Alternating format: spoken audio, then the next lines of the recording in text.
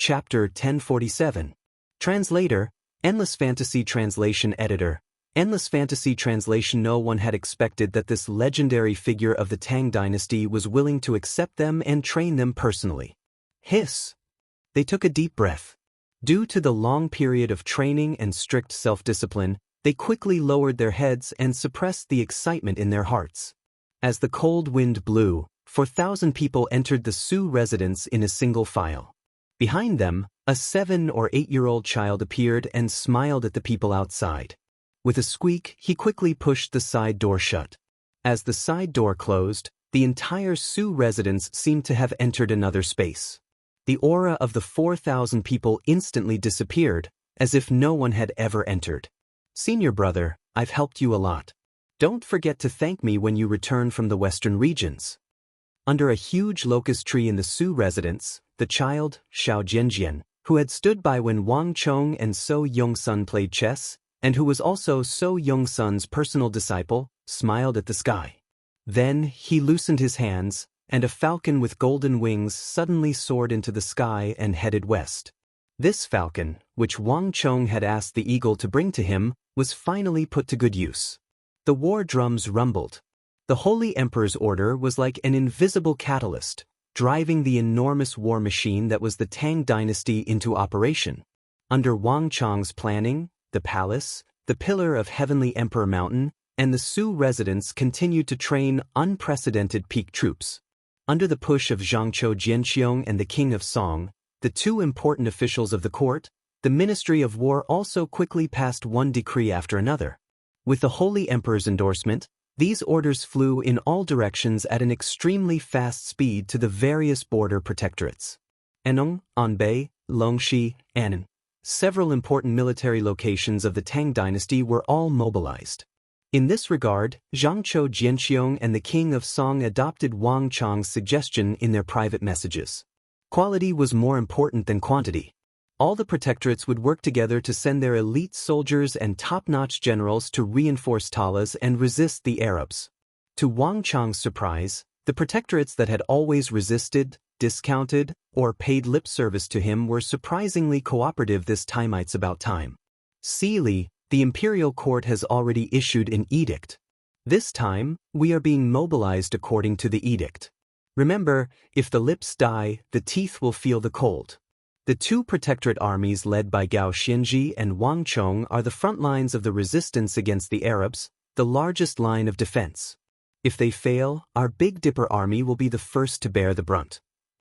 So, no matter what grudges our Big Dipper army had with Wang Chong in the past, I need you to put them aside for now and cooperate fully. In front of Big Dipper City's checkpoint, Geshu Han had a solemn expression on his face. He was armed to the teeth, his entire body as imposing as a god. Great General, be at ease. This general understands. Wang Sili got down on one knee and bowed respectfully in front of Geshu Han. Behind him were 4,000 soldiers of the Divine Martial Army, their auras as vast as mountains or as sharp as unsheathed swords, as well as 3,000 elites handpicked from the Big Dipper army. Even though they were elites, every single one of them had been through countless battles, and they were the cream of the crop of the Great Tang. Very good. For this operation, we will step onto the plateau and attack with all our might. Once this battle is over, you will lead the army and leave to reinforce Talas. There is no need to report this. With these words, Geshu Han's right hand pressed down on the sword at his waist. With a clang, he unsheathed the sword and pointed it to the west, toward the towering Uzun Plateau.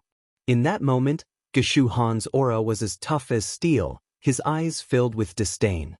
Move out.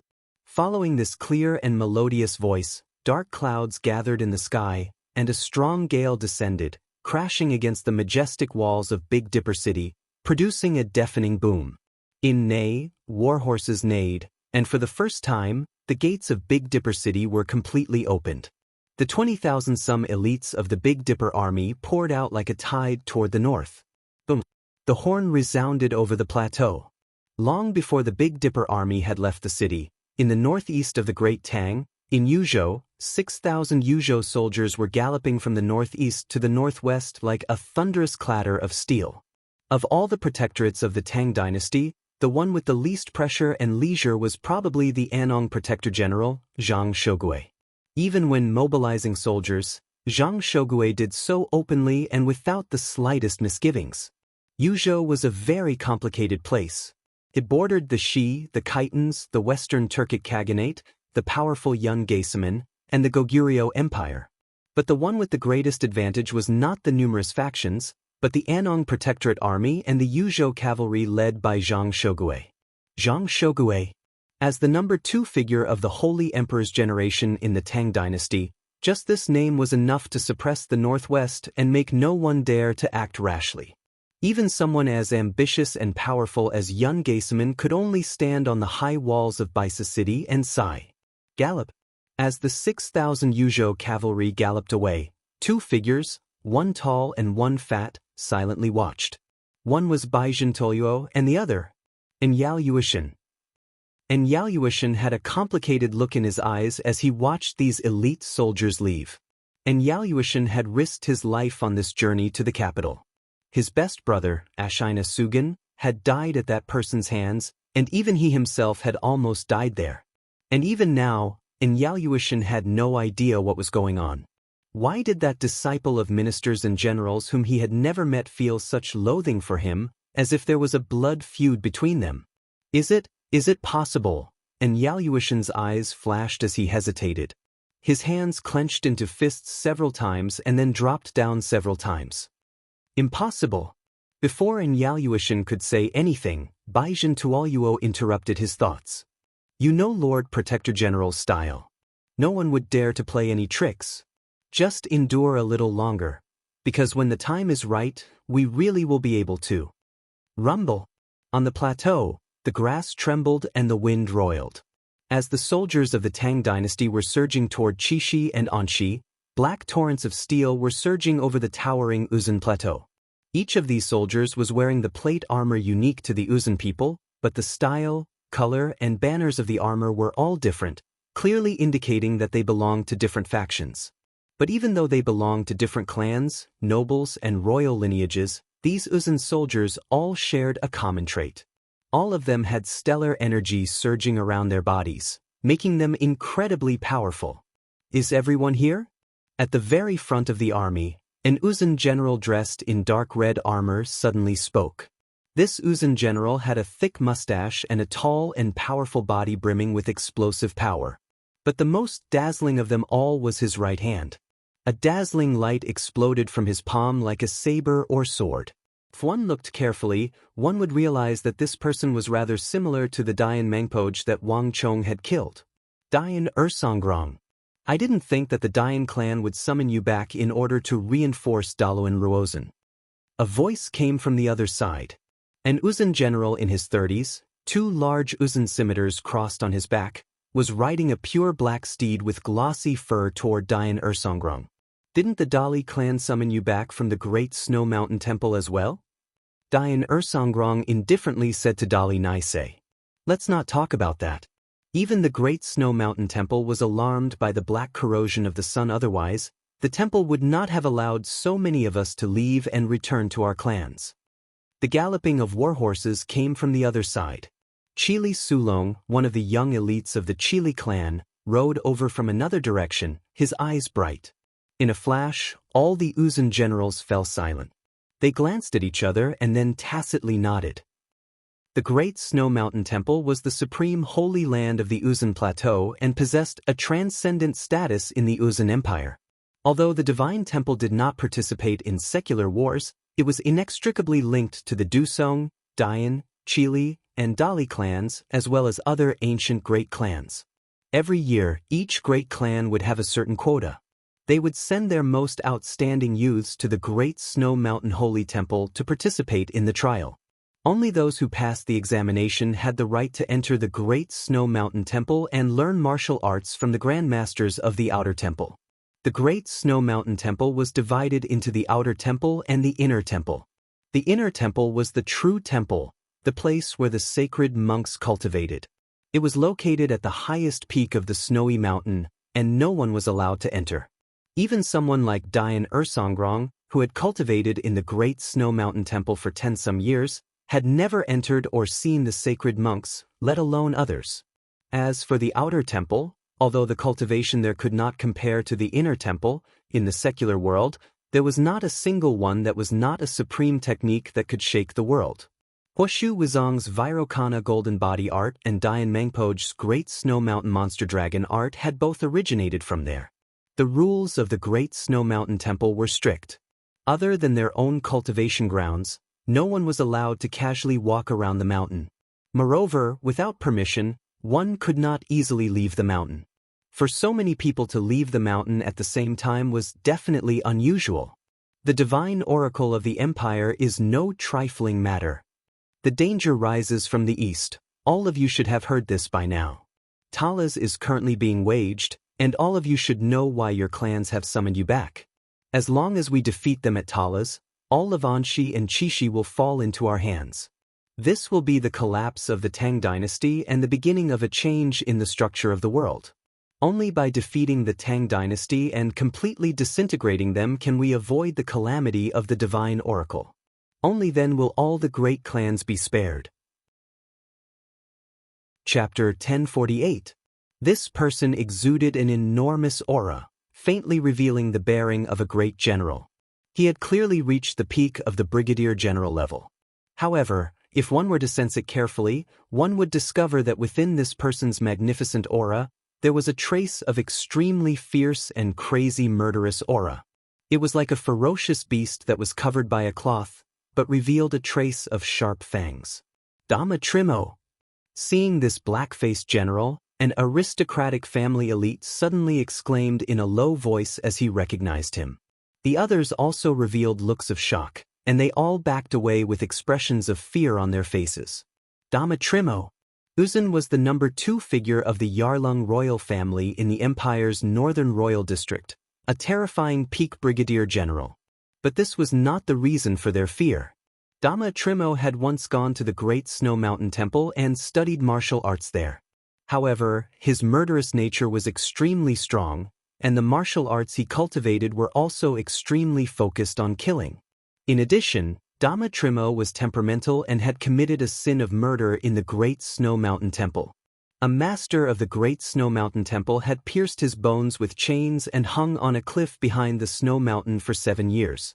Only later on, when his killing intent had greatly decreased, was he released. He was then sent to the Yarlung royal family's great general Namri Songtian. Only Namri Songtian's powerful great general cultivation was able to barely suppress his killing intent and demonic energy. But even so, it was rumored that Dama Trimo would occasionally go berserk and kill his own people. It was to the point that Namri Songtian would never release him except in extremely important battles. No one had expected that this god of slaughter, who had been suppressed by great general Namri Songtian to temper his killing intent and demonic energy, would be released at a time like this, and there was no one at his side who could control him. With his murderous nature, it was likely that everyone here would be killed by him. Dama Trimo sneered. His gaze swept across the crowd like lightning, and he understood the fear in their hearts. Relax. This time, the Divine Temple gave me a Buddhist saber that suppressed my martial arts and killing intent, so relax. I won't attack any of you. As Dama Trimo spoke, he smiled contemptuously and patted his back. Only then did everyone notice that Dama Trimo was carrying a golden dagger on his back. A red swastika was carved on the scabbard of the saber. When looking at it from a distance, it felt like a pure Buddhist energy was contained in the saber. Hiss! Looking at the Buddha knife with the mark of the Great Snow Mountain Temple, and then at Dama Trimo's calm expression, everyone heaved a long sigh of relief. Greetings, General. Everyone quickly lowered their heads. Dama Trimo was undoubtedly a legendary figure of the Outer Temple. He was far stronger than anyone else present, and probably no one other than great generals could suppress him. Let's go. There are plenty of people I can kill at Talas. I have no interest in you. As Dama Trimo spoke, he sneered and immediately passed through the crowd. Behind him, Dian Ursongrong, Darsnis, and the elite experts of the ancient clans of the plateau glanced at each other. After a few moments of thought, they followed Dama Trimo. The 40,000 some elites from the tribes and clans of the steppe gathered into a mighty flood as they made their way toward Daluin Ruozen's group. Time slowly passed, traveling north from Uzun to the distant city of Talos. In an elegant study, endless torrents of stellar energy coiled around the room like countless pythons, filling every corner of the room. In the center of this torrent of stellar energy, two images, one gold and one red, floated in the air, illuminating the entire room. If one looked carefully, one would realize that beneath the golden and red images of the sun and moon was a young figure, seated cross-legged and motionless. This figure was the center of the room, and all the torrents of stellar energy circled the room before returning to Wang Chong's body. The Great Destruction Art. Wang Chong was currently cultivating the last and strongest technique of the Great Yin-Yang Heaven Creation Art. There was a saying that went, 1 begets 2, 2 begets 3, 3 begets all things. Of all the martial arts of the Central Plains, the supreme and infinite origin immortal art represented 1, and it was also the strongest martial art in the world. Although the Great Yin-Yang Heaven Creation Art was inferior to the supreme and infinite origin immortal art, it was still extremely powerful. This was because the Great Yin-Yang Heaven Creation Art represented 2, the Tao of Yin and Yang, the foundation of the world. This could be seen from the sun and moon, the tides. When the yin-yang energy of the Great Yin-Yang Heaven Creation Art reached its limit, one could cultivate the Great Destruction Art through yin and yang arts. This technique was the strongest technique of the evil path, and it was also the supreme technique that the evil emperor had used to reign supreme over the world. Countless experts, elders of the righteous path and evil path had died to this technique of the evil emperor. But despite its power, it was also extremely difficult to cultivate. If Wang Chong hadn't absorbed giant King Garib Hassem's vast stellar energy and reached the peak of the brigadier general level, he wouldn't have had the right to cultivate the Great Destruction Art. But even so, it was still extremely difficult to cultivate. The Great Destruction Art was divided into 3 minor levels. The first level, the Great Distortion Art, the second level, the Greater Space-Time Art, and the third level, the consummate Great Destruction Art. The difficulty of each level was comparable to the cultivation of the previous 2 unique skills. Buzz. After some time, Wang Chong sat motionlessly, his long hair dancing in the wind. On his shoulders, the sun and moon mirages that had remained motionless all this time suddenly began to slowly approach. Rumble. At this moment, a strange change occurred. The room seemed to be overflowing with tides, and the pythons of stellar energy alternated between gold and red. Moreover, 1 gold and 1 red, they fused together. In an instant, the entire room seemed to be twisted by an invisible hand, and everything suddenly became blurry. From one side, it was impossible to see the other. Everything had lost their original appearance, and while the stellar energy continued to rumble, it gave off an extremely dangerous feeling. Kakla. The first to be affected were the wooden planks in the room. All the wooden planks rose up, and as they did so, they began to fiberize. Countless wooden fibers began to emerge. Rumble. Ring after ring of stellar energy surged out. In the blink of an eye, the wooden planks in the room immediately transformed into thousands upon thousands of wooden fibers, which were drawn into the torrent of stellar energy. As the stellar energy circulated, the entire room rumbled and spun. Pop-a-pop. Soon after, the porcelain cups in the room began to shatter. These exquisite porcelain pieces that had clearly come from the Central Plains exploded into the finest white porcelain powder, which, along with the wooden fibers, were swept into the roiling flood of stellar energy and began to spin. After the porcelain, the wooden table, and bookcase in the study all vanished, reduced to powder as the pythons of stellar energy began to spin through the room. In the end, only creaking sounds could be heard.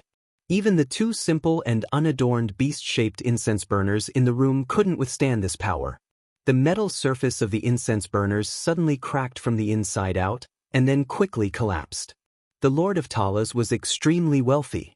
The 2 incense burners he had placed in his room had been forged from the finest metal and had been meticulously tempered by Arab craftsmen. Not even the precious swords and sabers of Arabia could leave even the faintest marks on the incense burners, but under the effect of Wang Chong's stellar energy, The metal was completely shattered into tiny particles that scattered into the air. But this was not the end. The pressure in the room was getting stronger and stronger, and the energy emanating from Wang Chang's body was increasing in intensity. The images of the golden and red sun and moon were growing brighter and more dazzling. Swish! Above Wang Chong, a black spatial fissure appeared in the distorted space, and then a second, a third. Each black fissure was like a gaping mouth that led to a dreadful abyss. Bang! Suddenly, a strange aura flashed through the room. It was like a bolt of lightning had struck a storm. In a flash, all those spatial fissures vanished and were obliterated. Even the violent currents of stellar energy in the room dissipated in an instant. Bzz. Without the support of stellar energy, the wooden fibers, metal particles, and porcelain powder in the air began to drop to the ground, and the room fell silent once more. Eche, what a pity! I was still lacking. With a light sigh, Wang Chong opened his eyes and glanced around the room. Seeing that it was in shambles, he quickly stood up. The Great Destruction art was the strongest of the three techniques, and also the most difficult to cultivate. Wang Chong had originally planned to cultivate the first level of the Great Distortion art before moving on to the second level of the Great Spacetime art, but he had failed. Even so, Wang Chong had not come without gains. Although he had failed, Wang Chong's body and psychic energy had both received massive boosts, and his stellar energy had also grown stronger and sharper. Someone, tidy up the room. Wang Chong raised his head and said, "Yes, my lord." A voice came from outside, and it was extremely respectful. Wang Chong nodded and stepped over the wreckage to open the door. The moment Wang Chong pushed open the door, an icy white mist surged in. Wang Chong narrowed his eyes as he felt a chill run down his spine. The weather is getting colder and colder. Wang Chong quietly said to himself. Dark clouds covered the sky over Talas, and the air was cold. Although it was still far from the time for snow to fall, Wang Chong could already sense that the temperature was beginning to drop. Many places in Talas had begun to light stoves to drive away the chill. Bang! Chapter 1049. What's going on? Wang Chong frowned as he glanced in the direction of the voice. At the same time, he called over a soldier of the Anxi Protectorate Army.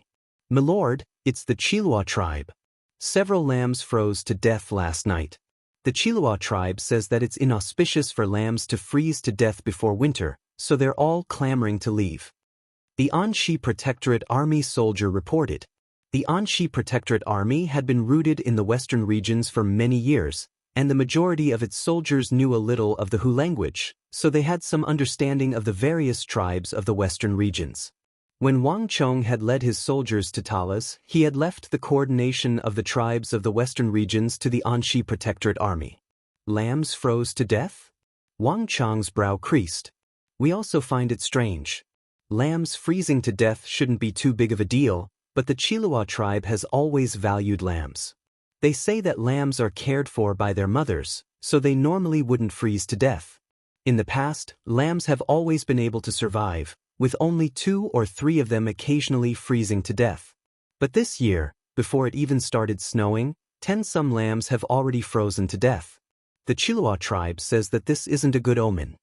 The Anxi Protectorate Army soldier at the gate lowered his head and bowed. Wang Chong's brow furrowed even deeper, a thought flitting through his mind. Some things were becoming clearer and clearer. But Wang Chong said nothing. "How do you intend to deal with this matter?" Wang Chong asked. This was a crucial period of war, and the tribes of the western regions were responsible for supplying the Chishi Protectorate and the Anxi Protectorate Army. They could not be allowed to leave now. If the Chilua tribe was allowed to leave, the other tribes would begin to clamor to leave as well. This would have a massive effect on the Chishi Protectorate and the Anxi Protectorate Army. General Cheng has already taken Ferganan Chief Banahan to deal with this matter. Banahan has a great reputation in the western regions, so he should be able to quickly settle this matter. The Anxi Protectorate Army soldier said. When Wang Chong heard this, he nodded slightly. His furrowed brows relaxed. It seemed that Gao Xianji had also realized the seriousness of this matter, just like himself. Therefore, he had specially sent Chung Qianli and Banahan. With the help of these two important figures, the problem of Qilua tribe should be solved quickly.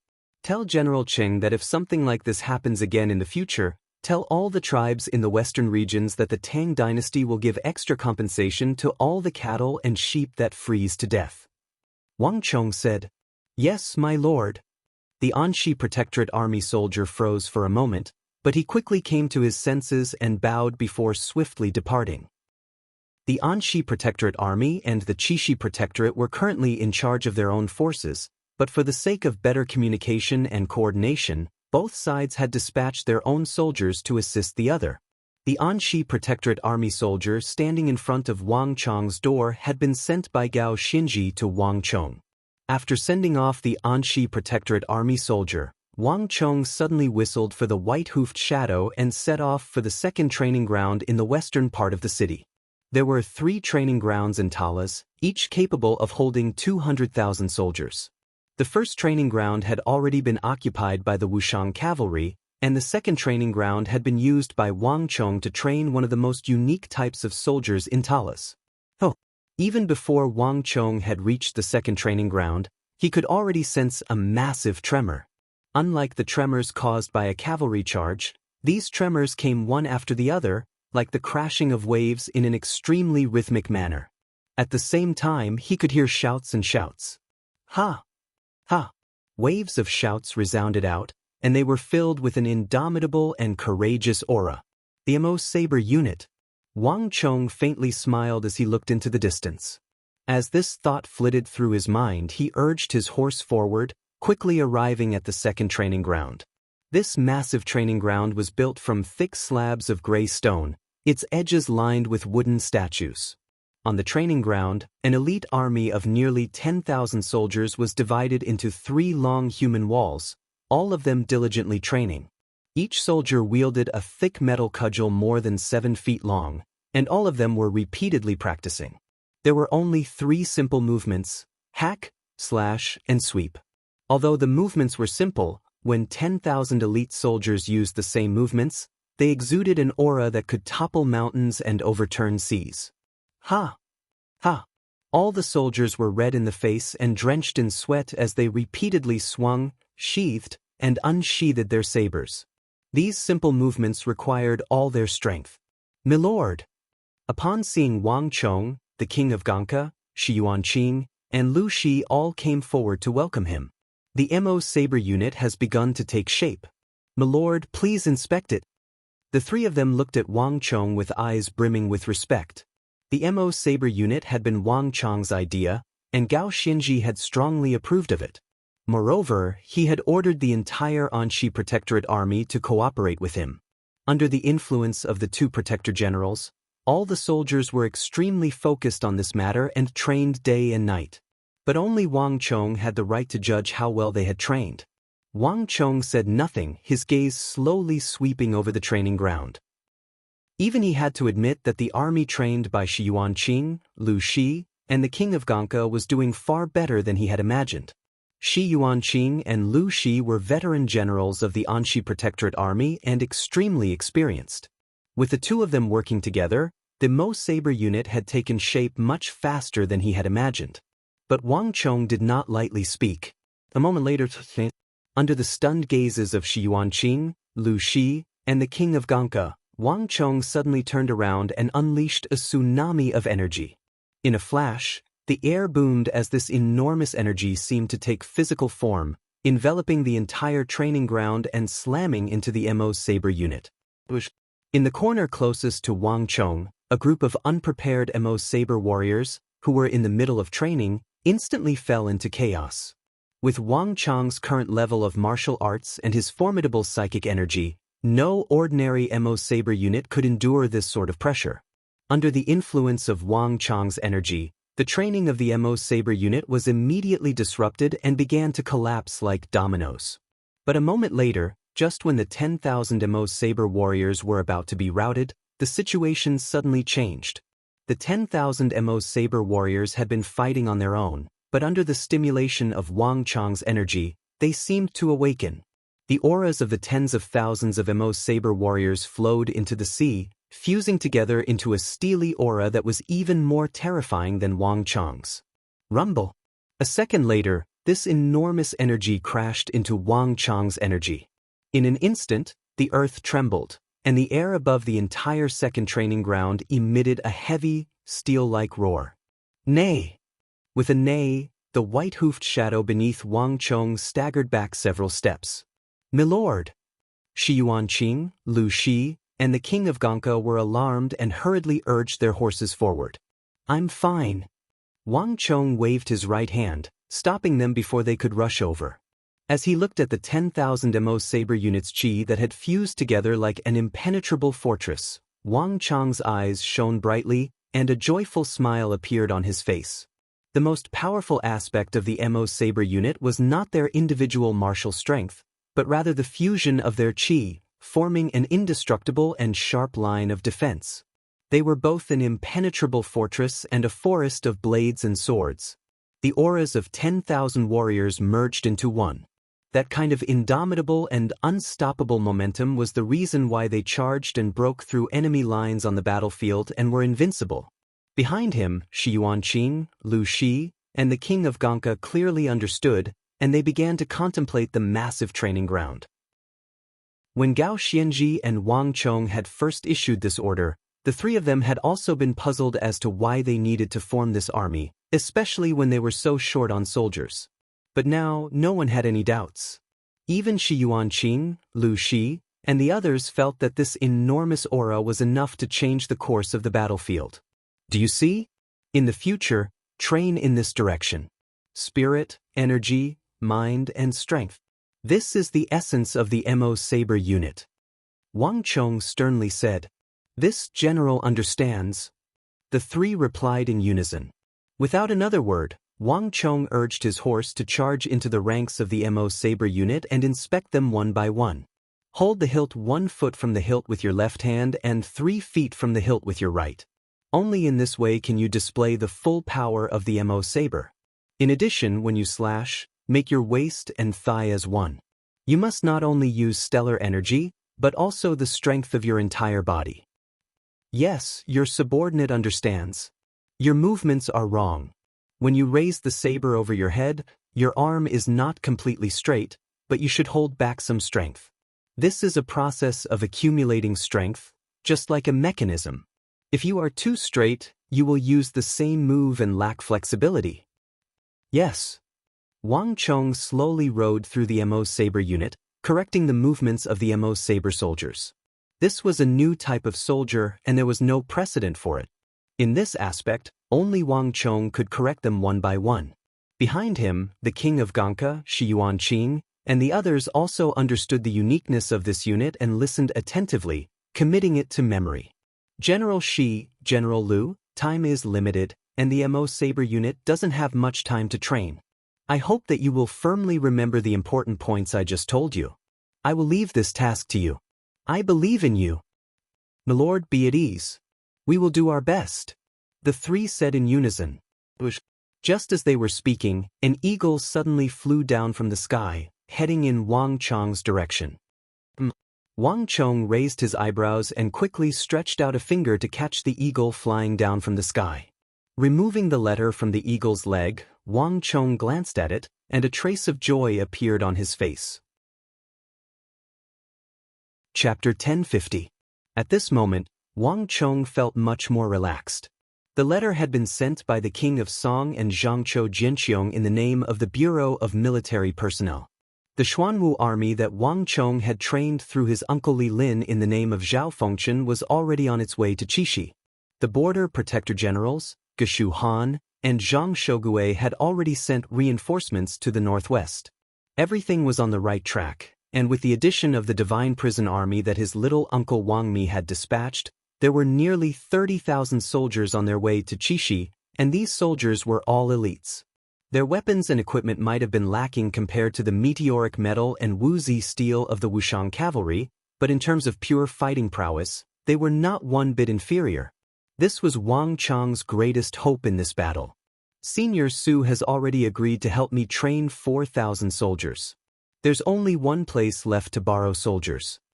Wang Chong muttered to himself as he recalled the legendary ultimate martial army.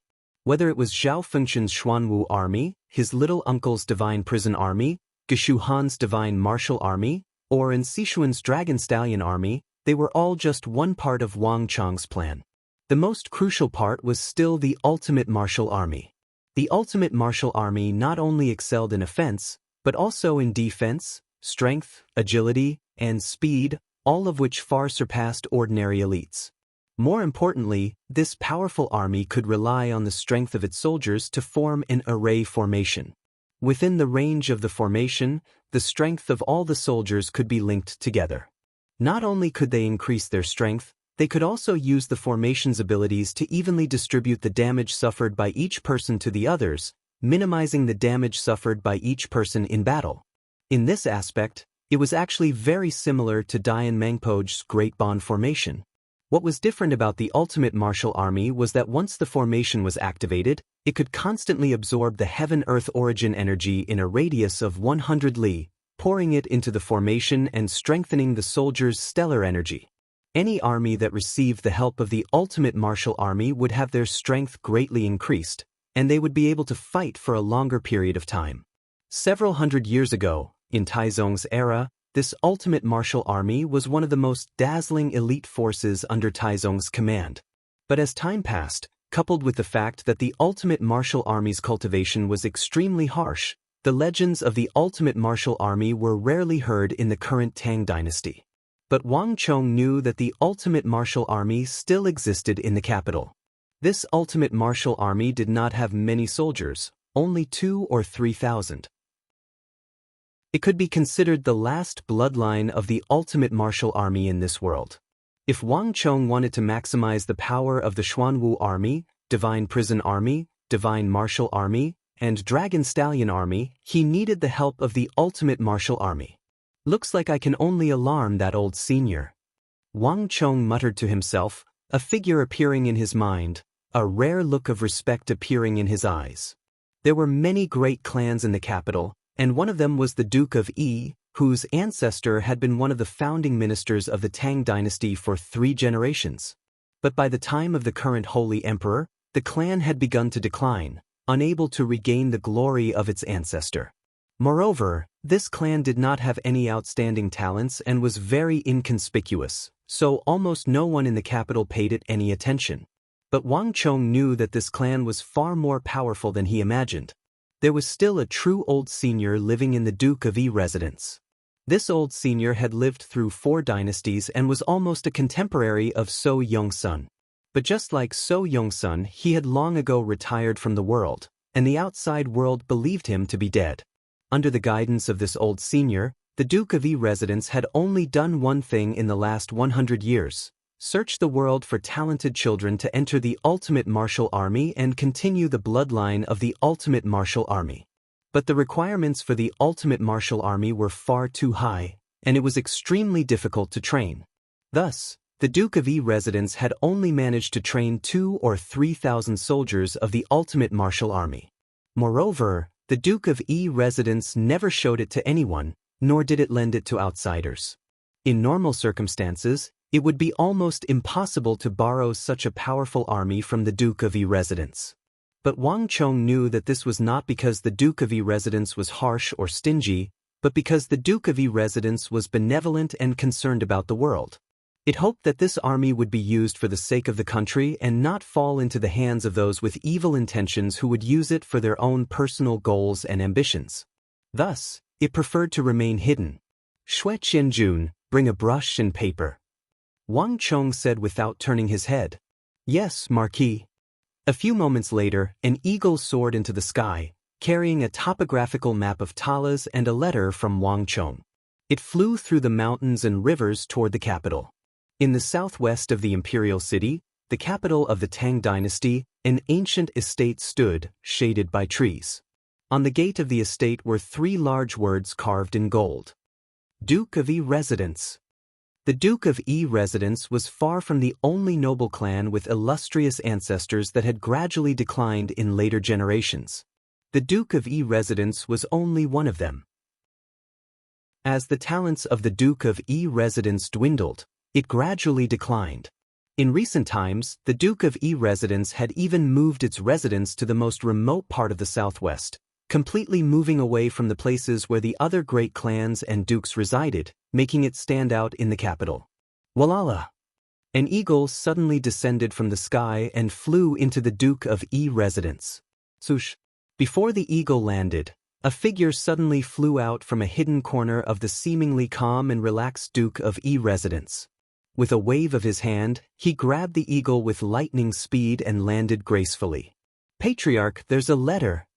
Passing through the alleyway, this hidden expert of the Duke of E residence quickly entered the hall. He strode to the front of the hall, bowed, and handed over the letter in his hand. There was a middle-aged man in his 40s or 50s in the hall. He had a long beard, and his face was rosy. When he saw the letter, he quirked an eyebrow, and it was clear that he was a little surprised. What's going on? Our Duke of E residence has no contact with the nobles in the capital. How could we have received a letter?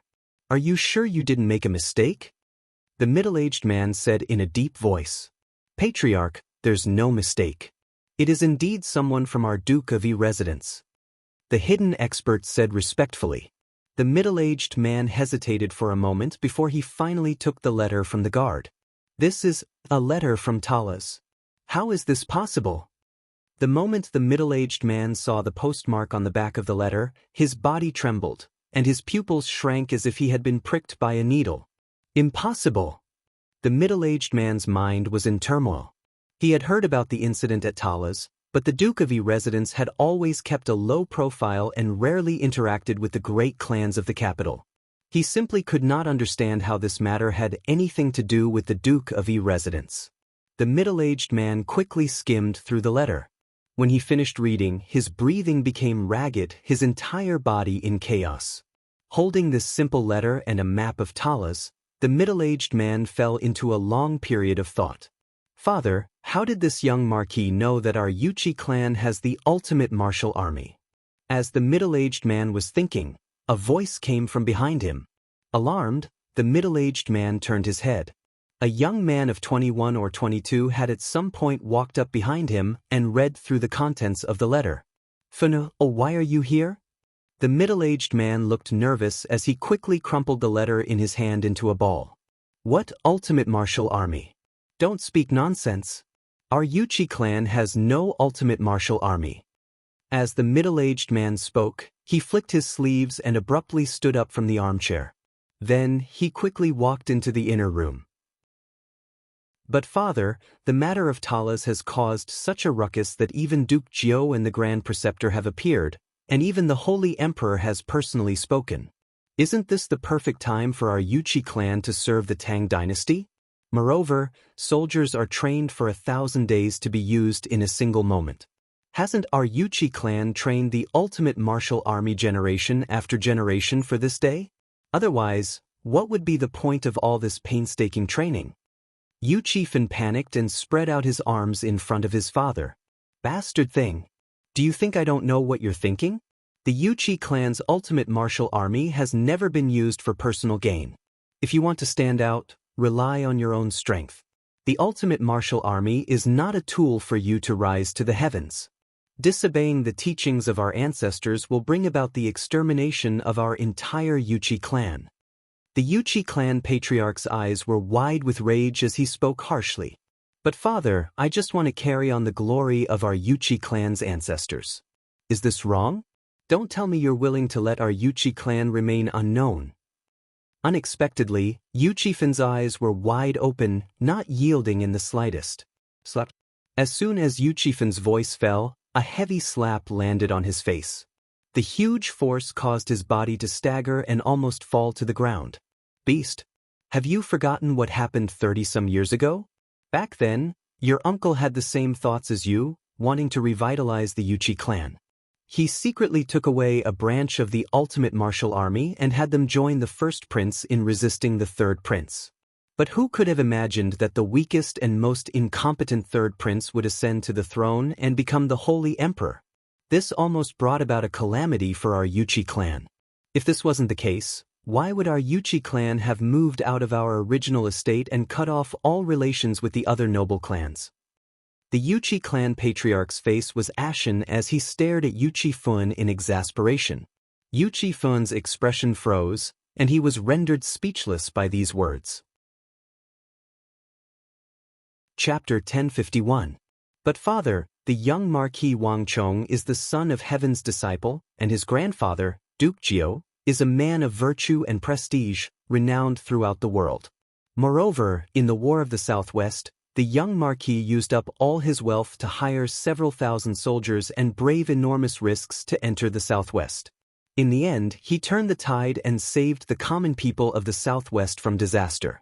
Is such a loyal subject not worthy of our Yuchi clan's help? Yuchi Fun clutched his swollen face, still wanting to argue. Bastard! The winner takes all. Today, the Wang clan is a loyal subject, but how do you know that the Wang clan will not be traitors and traitors in the future? Moreover, our Yuchi clan's ultimate martial army only serves the country. If we are used by the Wang clan and the outside world thinks that our Yuchi clan is colluding with the Wang clan, there will be another wave of chaos. When that time comes, do you think our Yuchi clan will still have a future? Will we be pardoned by the Holy Emperor like last time? The Yuchi clan patriarch's eyes were sharp and fierce. Yuchi Fun's expression froze, momentarily speechless.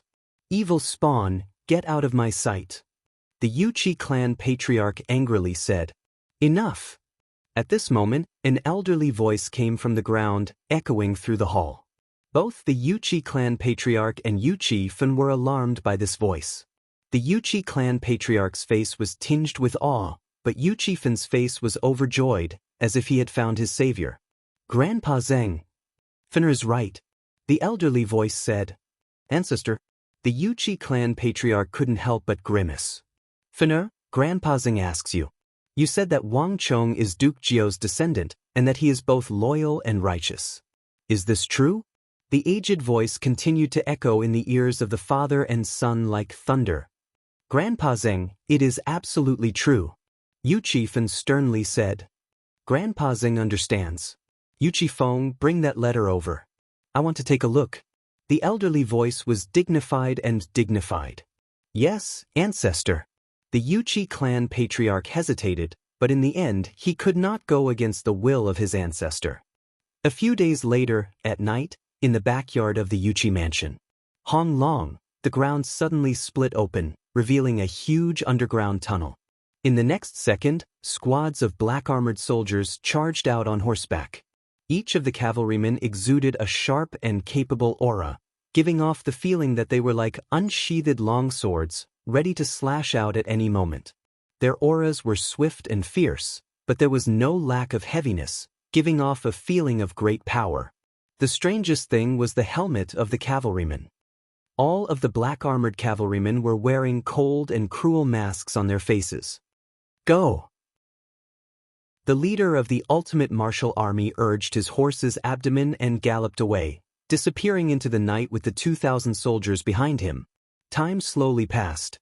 The Tang dynasty, the Uzan Empire, the Western Turkic Khaganate, and Arabia, for empires, for powers, all fought for every second they had to strengthen themselves in this war. Talas grew more and more dangerous by the day, but none of the four empires showed any intention of withdrawing their soldiers or giving up. A storm was brewing. Everyone knew that Talas had become a barrel of gunpowder, but no one knew when it would explode. In the distant Arabian Empire, in Khorasan, hailed as the Pearl of the East, the clanging of metal could be heard day and night. Flames and smoke were the most striking symbols of the city. Every day, a large amount of meteoric star metal armor would be forged and put on the bodies of the most elite Mamelukes. This was the most powerful army of the Arabian Empire, and every day, it was evolving in its own way, growing more and more terrifying and valiant. Rumble. In the Lord's residence of Khorasan, while countless Arab craftsmen were furiously forging around the clock, the earth suddenly quaked, and an intense tremor came from the west. The trembling was mixed with the neighing of countless war horses and the furious bellows of cavalry. Countless cavalry were currently making their way toward Khorasan. This noise caused the craftsmen to fall into disarray. Several rebellions had taken place in Khorasan, and even now, the Mamelukes were still trying to capture the remnants of the Sassanid dynasty. No one knew if these remnants of the Sassanid dynasty were coming for them or not. These soldiers loathed the Arabs, and the top-class weaponsmiths who represented the might of Arabia were also their targets. Clang, clang. With a clattering of metal, the Mamelukes on guard swiftly took action. Withdraw. At this moment, the city lord's mansion shook violently, and a figure with a straight back quickly walked out from inside. Mamluk Commander Ibak looked in the direction of the galloping horses, a faint smile on his lips. This is Osman bringing his army over. All the craftsmen were at first stunned by these words, but they quickly calmed down. At Ibak's signal, the surrounding Mamelukes dispersed. Osman was the governor of Cairo, one of the most powerful governors of the Arabian Empire. He had clearly appeared in Khorasan to join up with the Mamelukes suppressed here and go to Talas to deal with the Tang at Talas. Although I'm a little late, I'm not too late. Ibak muttered to himself, a faint smile on his lips. At this moment, the heaven-shaking neigh of a warhorse broke the silence as it galloped over Khorasan like a bolt of lightning. Wang, the warhorse's long neigh had just stopped when the west side of the sky suddenly turned bright red as if it was on fire. And in this bright red light, a powerful and terrifying aura suddenly appeared in everyone's perception like a storm. Haha, Ibak, the Tang people of Talas, do you also want a piece of the pie? This thunderous voice shook all of Khorasan. As this voice faded away, Ibak could clearly see a muscular figure with a reddish-brown beard riding a black steed that was taller than a man. He was like a demon god that had emerged from the underworld as he galloped toward him. Behind him was a powerful and well-equipped army that was surging toward him like an apocalyptic flood. Ah, Osman, I've come on orders. You wouldn't dare to question the orders of the caliph and the high priest, would you? Ibak laughed, a tyrannical aura erupting from his body like a volcano. With Ibak at the center, the earth for a radius of 100 li quaked and even space twisted. His aura was not one bit inferior to Osman's. In the distance, Osman's eyes were like a tiger's, exuding an intimidating light as he galloped forward with astonishing speed. A few moments later, Osman, riding a black steed taller than a man, appeared outside the Lord of Talas's residence like a god. The air surged and a giant black cloak fluttered behind Osman. It made his originally tall and sturdy figure appear even taller and more imposing. Haha, Ibak, it seems like we'll be working together again. Osman looked down at Ibak on the distant steps and chuckled. Correct. But this time, our goal is no longer Khorasan, but the greater goal of the East, the vaster world. This time, we will conquer the entire East. Osman, welcome. Ibak smiled. Osman heartily laughed as he urged his horse forward. Dismounting, he hugged Ibak from the steps. The three conquerors of the Arabian Empire that had destroyed the ancient Khorasan dynasty had gathered this time. The horns of war had already sounded, and with Osman's arrival, 10,000 Mamelukes and more than 100,000 Ottoman soldiers had gathered in Khorasan. This important city of the East had become a military stronghold worthy of its name. With Osman's arrival, the Arabian Empire's massive war machine began to move. In a place that no one could see, another massive army was moving at astonishing speed from Tarsus in the north to the Pearl of Khorasan in the east. The departure of this army's commander had alarmed the entire Arabian Empire. Even the Caliph of the Arabian Empire was keeping a close eye on the movements of this army. This was a black war banner blazing with hellfire, and beneath the black flames was a continent on the verge of collapse. In the Arabian Empire, this war banner was famous because it represented a single person, the most illustrious governor of Arabia. Governor of War, Qutayba. In the Arabian Empire, this was a name that was even more famous than the governor of Iron and Blood Abu Muslim, the governor of Cairo Osman, and the Mamluk commander Ibak, the three conquerors of the ancient Khorasan dynasty. In the Arabian Empire, this was the governor who had fought the most battles, killed the most experts, and destroyed the most empires. If not for the fact that the Caliph of Arabia had sent the governor of Iron and Blood Abu Muslim, the governor of Cairo Osman, and the Mamluk commander Ibak as well as Qutayba to the north, it would have been Qutayba conquering Khorasan, not Abu Muslim and the others. The title of three conquerors would have ceased to exist. Chapter 1052. The mood in Khorasan was growing more and more tense, and all of Arabia was slowly gathering around that person. 10 days later, the final flood of 150,000 soldiers appeared in Khorasan, still brimming with the flames of war. Buzz! At this moment, when the white warhorse and the dazzling golden figure appeared, even Ibak and Osman couldn't help but feel a little stifled, a hint of apprehension appearing on their faces. "Let's go!" That godly figure was covered in thick golden armor, and his icy voice came from beneath his visor. He lightly urged his horse forward, and without a moment's delay, he rode through Khorasan toward the Black Forest and the distant Talas. Behind him, the tide surged. Countless cavalrymen surged forward like the most devout servants, following behind that person and charging forward. As the Arab army left Khorasan for the front lines, countless falcons and messenger birds flew in every direction. Within the Arabian Empire, countless nobles, governors, generals, and even the caliph in Baghdad were paying close attention to this unprecedented expedition to the east. Flap flap. An Arabian hunting falcon shot down from the Uzun camp and landed on Daluin Ruozan's outstretched arm. "Ah, so fast. They're finally moving out." A faint smile appeared on Daluin Ruozan's lips as he gazed at the letter in his hand. The letter had been sent from Abu Muslim from the Black Forest.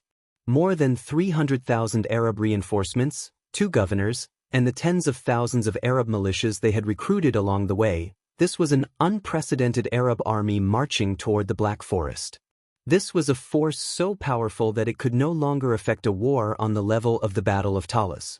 It could even affect the entire East, including the Tang dynasty. Perhaps I should change my goal. Perhaps I'll be able to complete the conquest of the Central Plains in one go.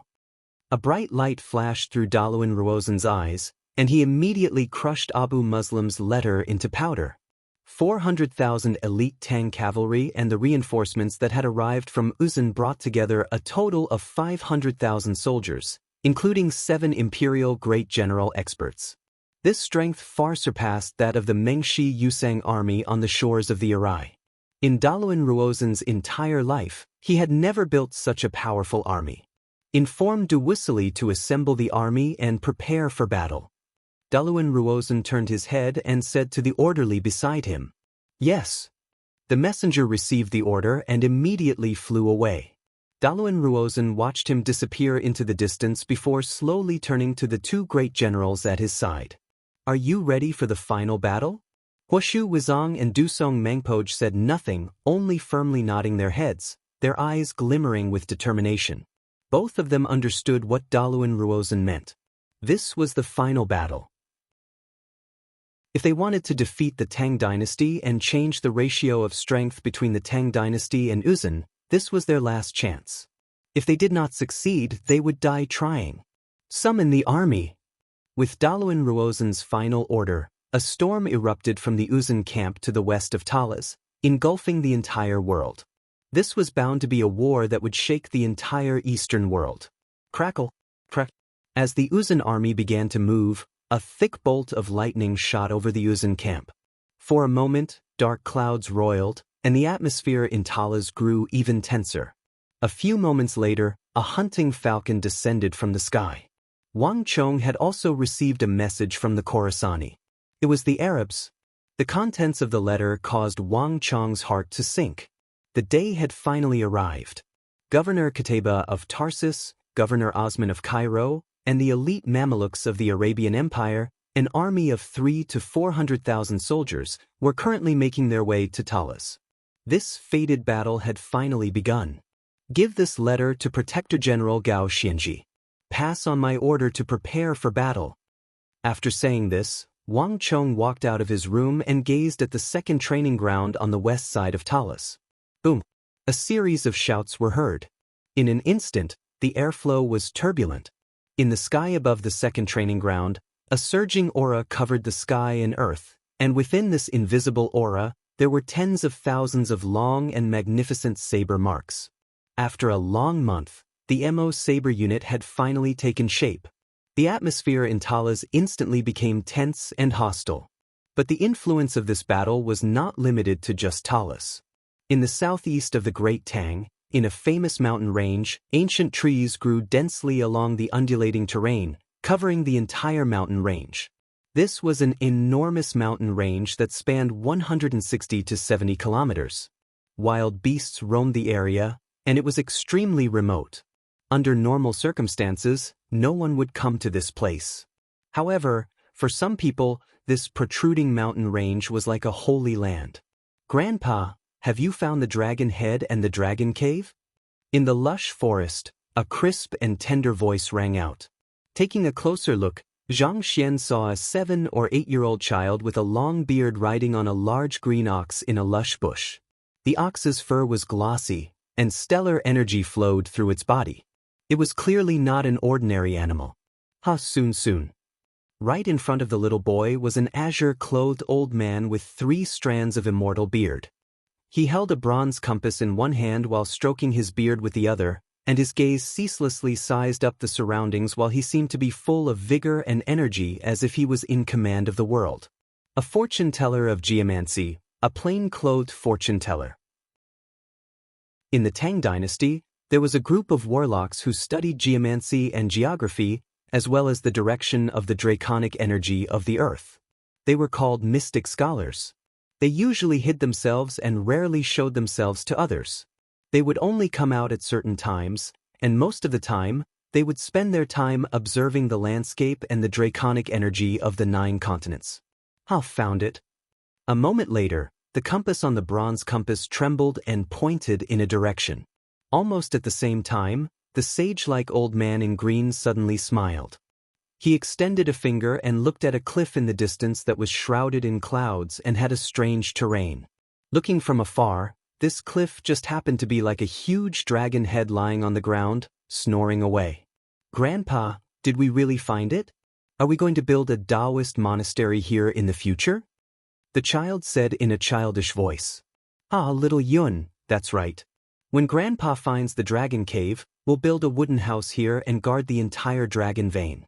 What do you think?" The azure-robed elder turned back and pinched the child's chubby cheeks lovingly. Buzz! Just as the grandfather and grandson were talking, there was a sudden change. Rumble! The huge cliff in the distance that looked like a dragon head suddenly shook, and rocks kept rolling down the mountain. The white mist shrouding the mountain suddenly seemed to be hit by something. It fluttered and quickly dissipated. What's going on?" The elder turned back and was shocked. He was completely stunned. The dragon head was where the spirit energy of the dragon vein was. This kind of dragon vein would not easily change for hundreds or even thousands of years, let alone such a drastic change. "Grandpa!" Suddenly, the child on the ox's back seemed to have discovered something. He pointed at the bronze compass in the elder's hand and said with his eyes wide open.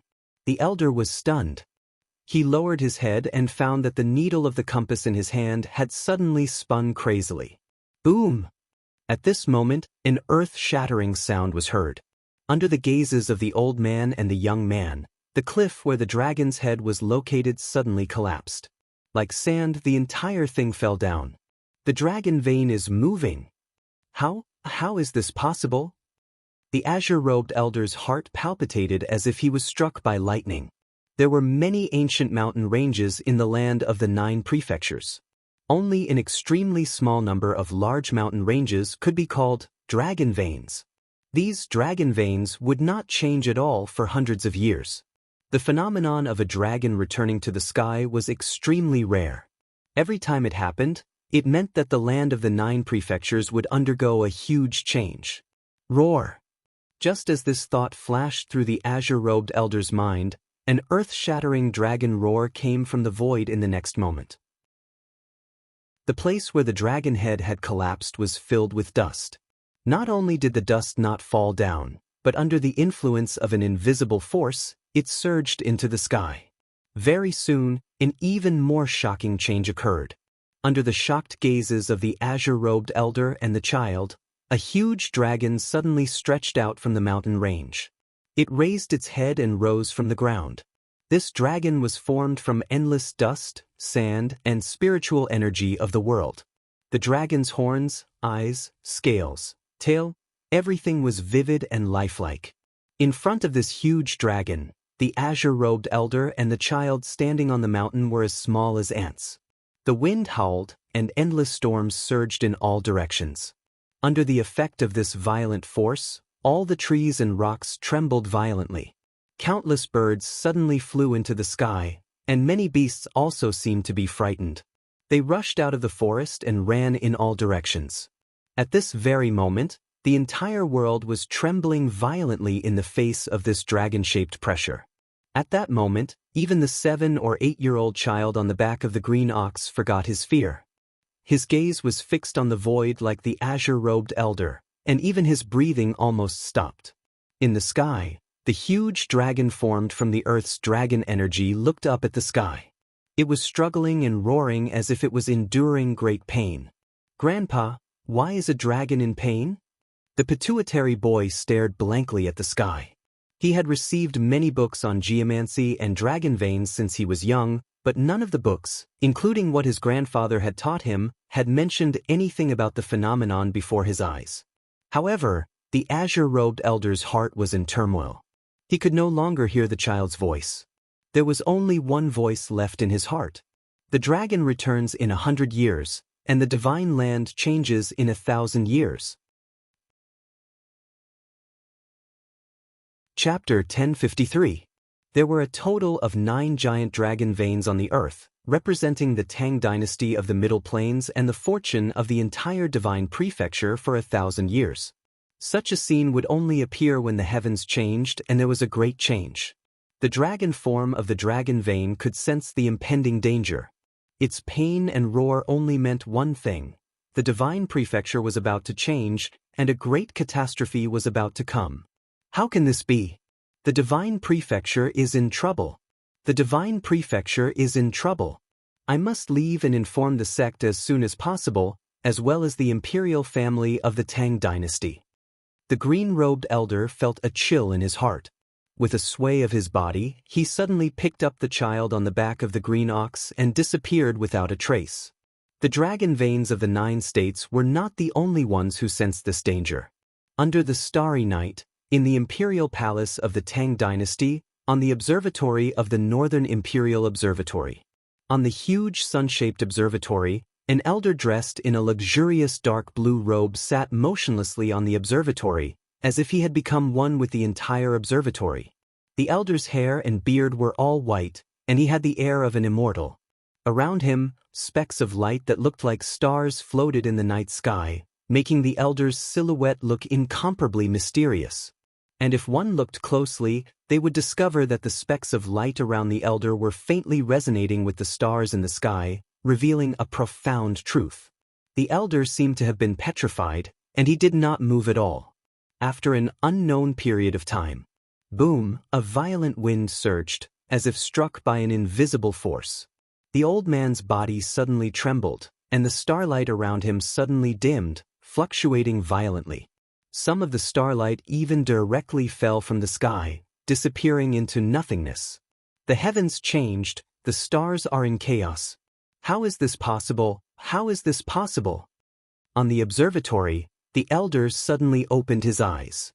His pupils contracted as he looked at the sky, his eyes filled with disbelief. Following the elder's gaze, he saw that the starlight in the sky was changing, faintly revealing a sense of chaos. But in the elder's eyes, this was not the case at all. The crepe myrtle star is moving, the Tai Yuan star is moving. All the stars in the sky are dimming.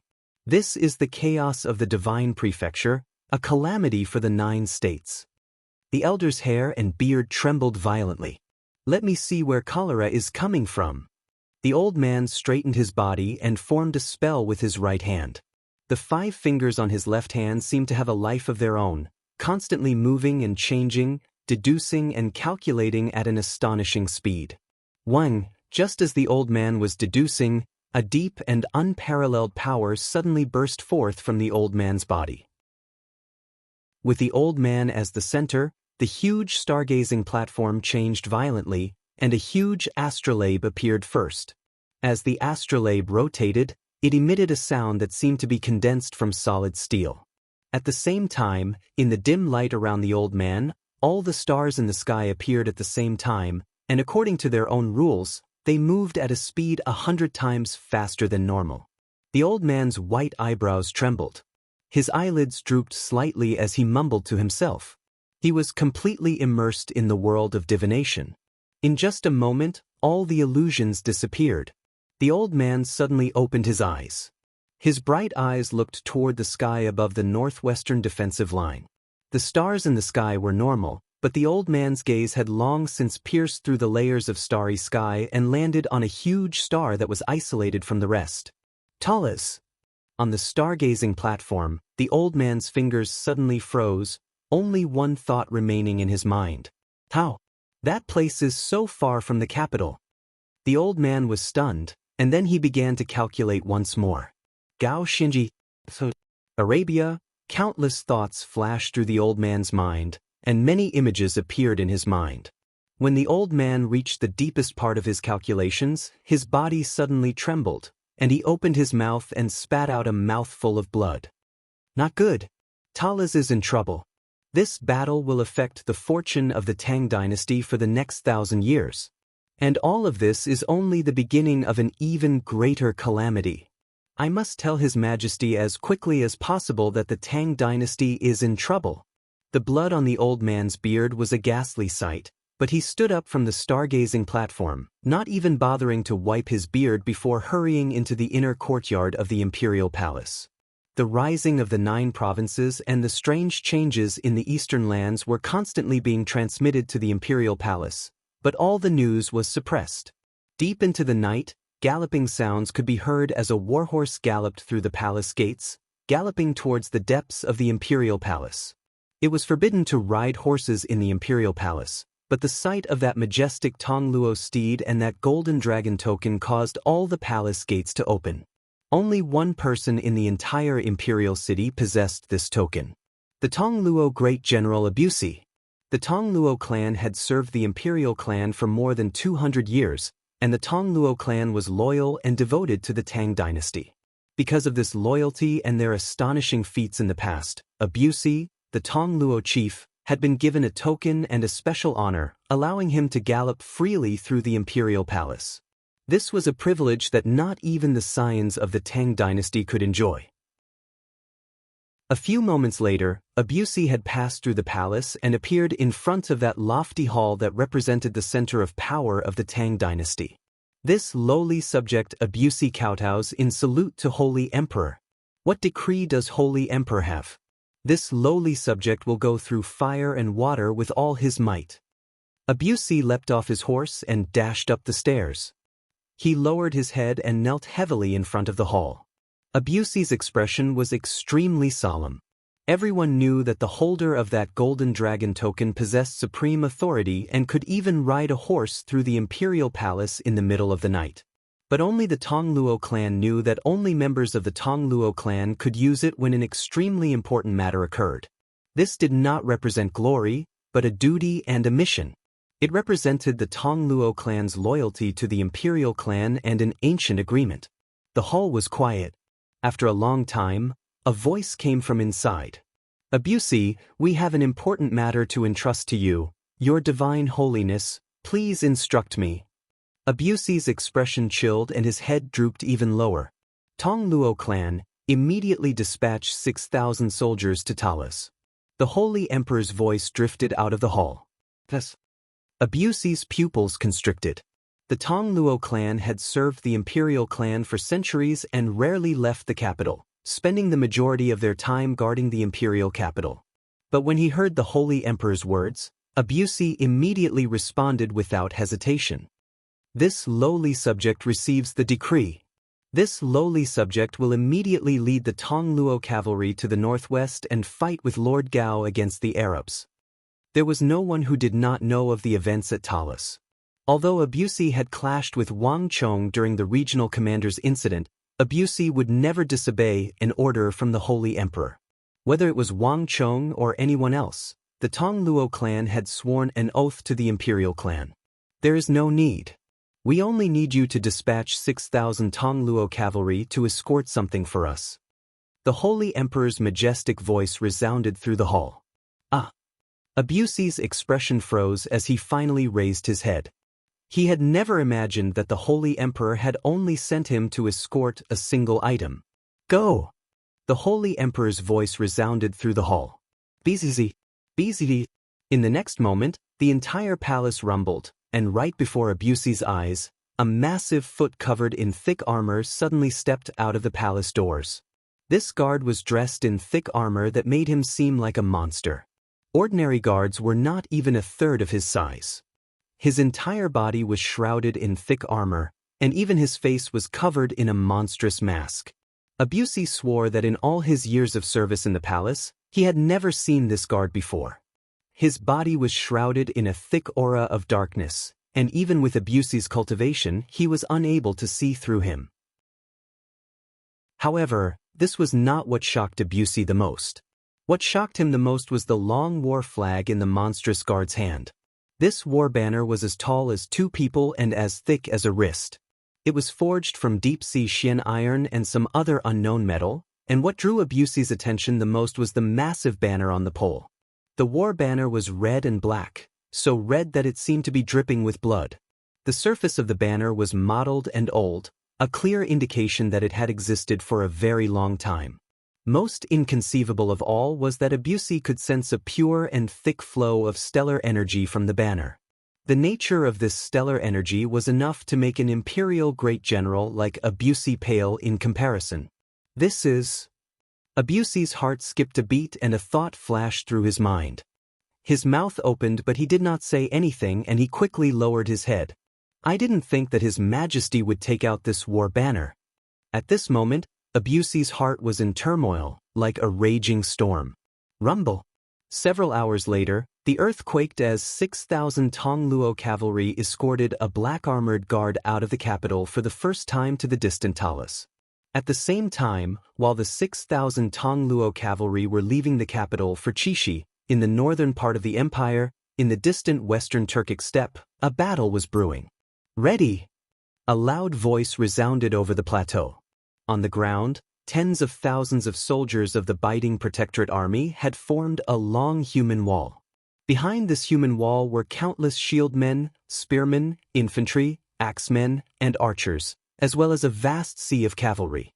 All the cavalry were neatly arranged, ready to attack at any moment. Across from them were even more Western Turkic cavalry. All of them unsheathed their sabers as they stared at the Biting Protectorate Army, their eyes seething with killing intent. Battle could break out at any moment, and the air was fraught with tension. Finally, boom. Chapter 1054. Kill them all. For all the shepherds. The steppe will forever be the steppe of us Turks. Since you want to fight, we'll fulfill your wish. Waves of roars shook the heavens and the earth. The Western Turkic Khaganate and the Biting Protectorate Army had always maintained relative restraint.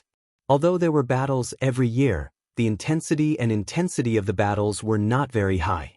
This time, the Biting Protectorate Army had actually left its base and penetrated deep into the Turkic steppe. With just 100,000 soldiers, it dared to sweep through the most fertile habitat of the Turkic steppe. Even Ishbara Khagan had been infuriated by Insishuan's arrogance and ambition, and he had ordered the Turkic army guarding the south of the Western Turkic Khaganate to press forward and encircle Insishun. A portion of the Western Turkic cavalry charged at the Biting Protectorate Army from the front, while the other portions split into 2, flanking the Biting Protectorate Army's flanks and circling to its rear. This was a classic tactic of the Western Turkic Khaganate. As long as the Biting Protectorate Army penetrated deep into the steppe, they would find a way to attack from the rear. In a few short moments, the army of the Western Turkic Khaganate crashed into the Biting Protectorate Army's defense line like a tidal wave weighing 10,000 tons. The earth rumbled and the heavens and earth seemed to lose their color. Countless Tang Dynasty infantry were sent flying by the charge of the cavalry. But at almost the same time, all the soldiers of the Biting Protectorate Army responded. Axemen, spearmen, archers, cavalrymen. Everyone charged out together. At that moment, the sound of metal clashing rang out as countless soldiers fiercely fought against each other. Clang, clang, clang. Cold light flashed, and the sound of metal clashing rang out incessantly. Insishun, you're too conceited. I'd like to see just how your 100,000 soldiers deal with my 180,000 cavalry. Right at the back of the army, there was a figure standing straight like a mountain. His eyes shone with a sharp light, and his every movement exuded a powerful deterrent. This enormous aura was suffocating. Sanmi Great General. He was one of the top 3 great generals of the Western Turkic Khaganate, and his gaze was sharp and his status was no less than Duisili's. Duisili had been transferred to the northwest to take part in the Battle of Talas, while Sanmi Great General Juduflua had been transferred by Ishbara Khagan to the southern part of the Turkic steppe to deal with the Tang dynasty army commanded by Biding Protector General Ensishun. This wasn't Juduflua's first time fighting Ensishun. The two of them were already very familiar with each other. Although he didn't understand why a great general like Ensishun would leave the base and venture deep into the Turkic steppe, there was no doubt that this was an excellent chance to wipe out the Biding Protectorate. In addition, Juduflua had already sent scouts to investigate and found that there were no reinforcements behind Ensishun. This was simply seeking death. Boom! In the distance, just as the Western Turkic cavalry were suppressing the Biding Protectorate army with their absolute advantage, there was a sudden rumble, mixed with the sounds of gears turning. Before Juduflua could react, he heard screams in his ears. A blurry silhouette flashed through the air. 7 or 8 Western Turkic soldiers charging in a straight line suddenly had blood spurting out of their chests and dropped from their horses. Tang Dynasty Ballisti. Juduflua was alarmed as he instantly recognized them, and an extremely bad feeling welled up in his heart. He had carefully investigated and found that Ensishuan's army didn't have many Tang Dynasty Ballisti, and there was no way they could fire so accurately. This was not the style of the Biding Protectorate army. But a moment later, Juduflua's mind went into a frenzy. In the center of the Biding Protectorate army, the cloth covering the supply carts was suddenly undone, revealing not sacks of grain, but the famous war machines of the Tang dynasty, ballisti. Fire! In the center of these ballisti, a young officer with a cold and aloof expression swung down his woozy steel sword. In a flash, the 5,000 Tang dynasty ballisti all fired. Boom! 5,000 ballista bolts exploded through the air like a storm, and time seemed to stop for a moment. What happened next caused the hearts of the 180,000 Turkic cavalry to turn cold, as if they had been plunged into an icehouse. Boom boom boom. In a single volley, tens of thousands of Western Turkic cavalry were felled. These ballista soldiers had aimed countless times, and all of them were aimed at the densest concentration of Turkic cavalry. In this volley of ballista bolts, each bolt struck at least 3 Turkic horsemen. In the face of these sharp ballista bolts, even the battle-hardened Turkic horsemen were cut down like weeds. When nearly 20,000 Western Turkic cavalry dropped from their horses in Ney, the battlefield fell deathly still. The eyes of the Western Turkic cavalry were wide open, and even their breathing seemed to stop. Release! While everyone was still reeling in shock from the might of the ballista volley, the aloof young officer immediately launched a second volley. There was a boom as the second volley of ballista bolts began to rain down. Each of the 5,000 ballista bolts was like the scythe of the god of death, reaping the lives of the Western Turkic cavalry. Kill them! The Western Turkic cavalry tried to charge at the ballista army, but before they could get close, they were greeted by a rain of death. The Turkic cavalry seemed like they could not even stand a gust of wind before the mysterious ballista army. Retreat! Retreat! Juduflua anxiously yelled, both shocked and furious. He recognized the ballista army disguised as a supply convoy. In Duisili's reply to Ishbara Khagan, he had mentioned that a new ballista army had appeared in the Tang dynasty. They were extremely accurate, fast, and powerful. This must be the ballista army from Chishi. The ballista army of the Tang people that Duisili had mentioned in his letter could not possibly appear here. Although he didn't know why an even larger ballista army had appeared, Juduflua was sure that it had something to do with that temporary protector general of Chishi called Wang Chong. Everyone, retreat! Juduflua's thunderous roar resounded over the battlefield. While his voice was still echoing through the air, Juduflua had already dismounted from his horse and flown over the Tang dynasty army like an eagle. Buzz! Stellar energy surged through the air, wrapping around Juduflua like thousands of pythons. In a flash, his stellar energy transformed, exploding with a light even more blinding than the sun. From a distance, Juduflua looked like a giant comet floating in the void, the blinding light completely enveloping him, making it impossible to see his figure. The energy exploding from Juduflua's body swelled by more than 10 times, making everyone feel like a calamity was about to befall them. Comet's descent. This was one of the supreme techniques that had made Juduflua famous throughout the Turkic steppe. By relying on his terrifying strength and unique stellar energy, Juduflua could descend from the sky like a comet and cause a heaven-shaking explosion in the enemy camp. This ballista army of the Tang dynasty, because it was disguised as a supply carriage for the Tang dynasty, was too concentrated. A single strike from a great general like Juduflua would be enough to deal a heavy blow to this army. Haha, Juduflua, don't you think it's a little too late to realize that you've fallen for a trap? At this moment, a burst of laughter resounded through the air. Under the black banner of the Biting Protectorate, Sishun slapped his warhorse and shot forward like an arrow from a bow. In the blink of an eye, he had struck Juduflua in midair. Even though Juduflua was one of the 3 strongest great generals of the Western Turkic Khaganate, he was still forced to give up on the idea of using Comet's descent to deal a heavy blow to this ballista army. Sishun, you're so crafty. Juduflua fiercely slashed down with his saber brimming with the fury in his heart. This was not the first time the Sanmi great general had clashed with Sishun, but this clash had truly caught him by surprise. Sishun had actually used this ultimate move, using himself as bait to sneak up on him. This was not Sishuan's style. With Juduflua caught off guard, the result of this battle was easy to imagine. Haha, Juduflua, many thanks for the praise. Sishun heartily laughed. Without the slightest hesitation, Sishuan's body trembled with stellar energy, and a dazzling sword chi flew through the air and collided with Juduflua's saber. But this battle was foreordained to be different from what Juduflua and Sishun had imagined. Fire! A furious roar came from the ground as the aloof young general swung down his sword. 70 to 80 ballista bolts immediately shot toward Juduflua from all directions. Damn it! Juduflua's heart exploded with rage at the sight of these ballista bolts.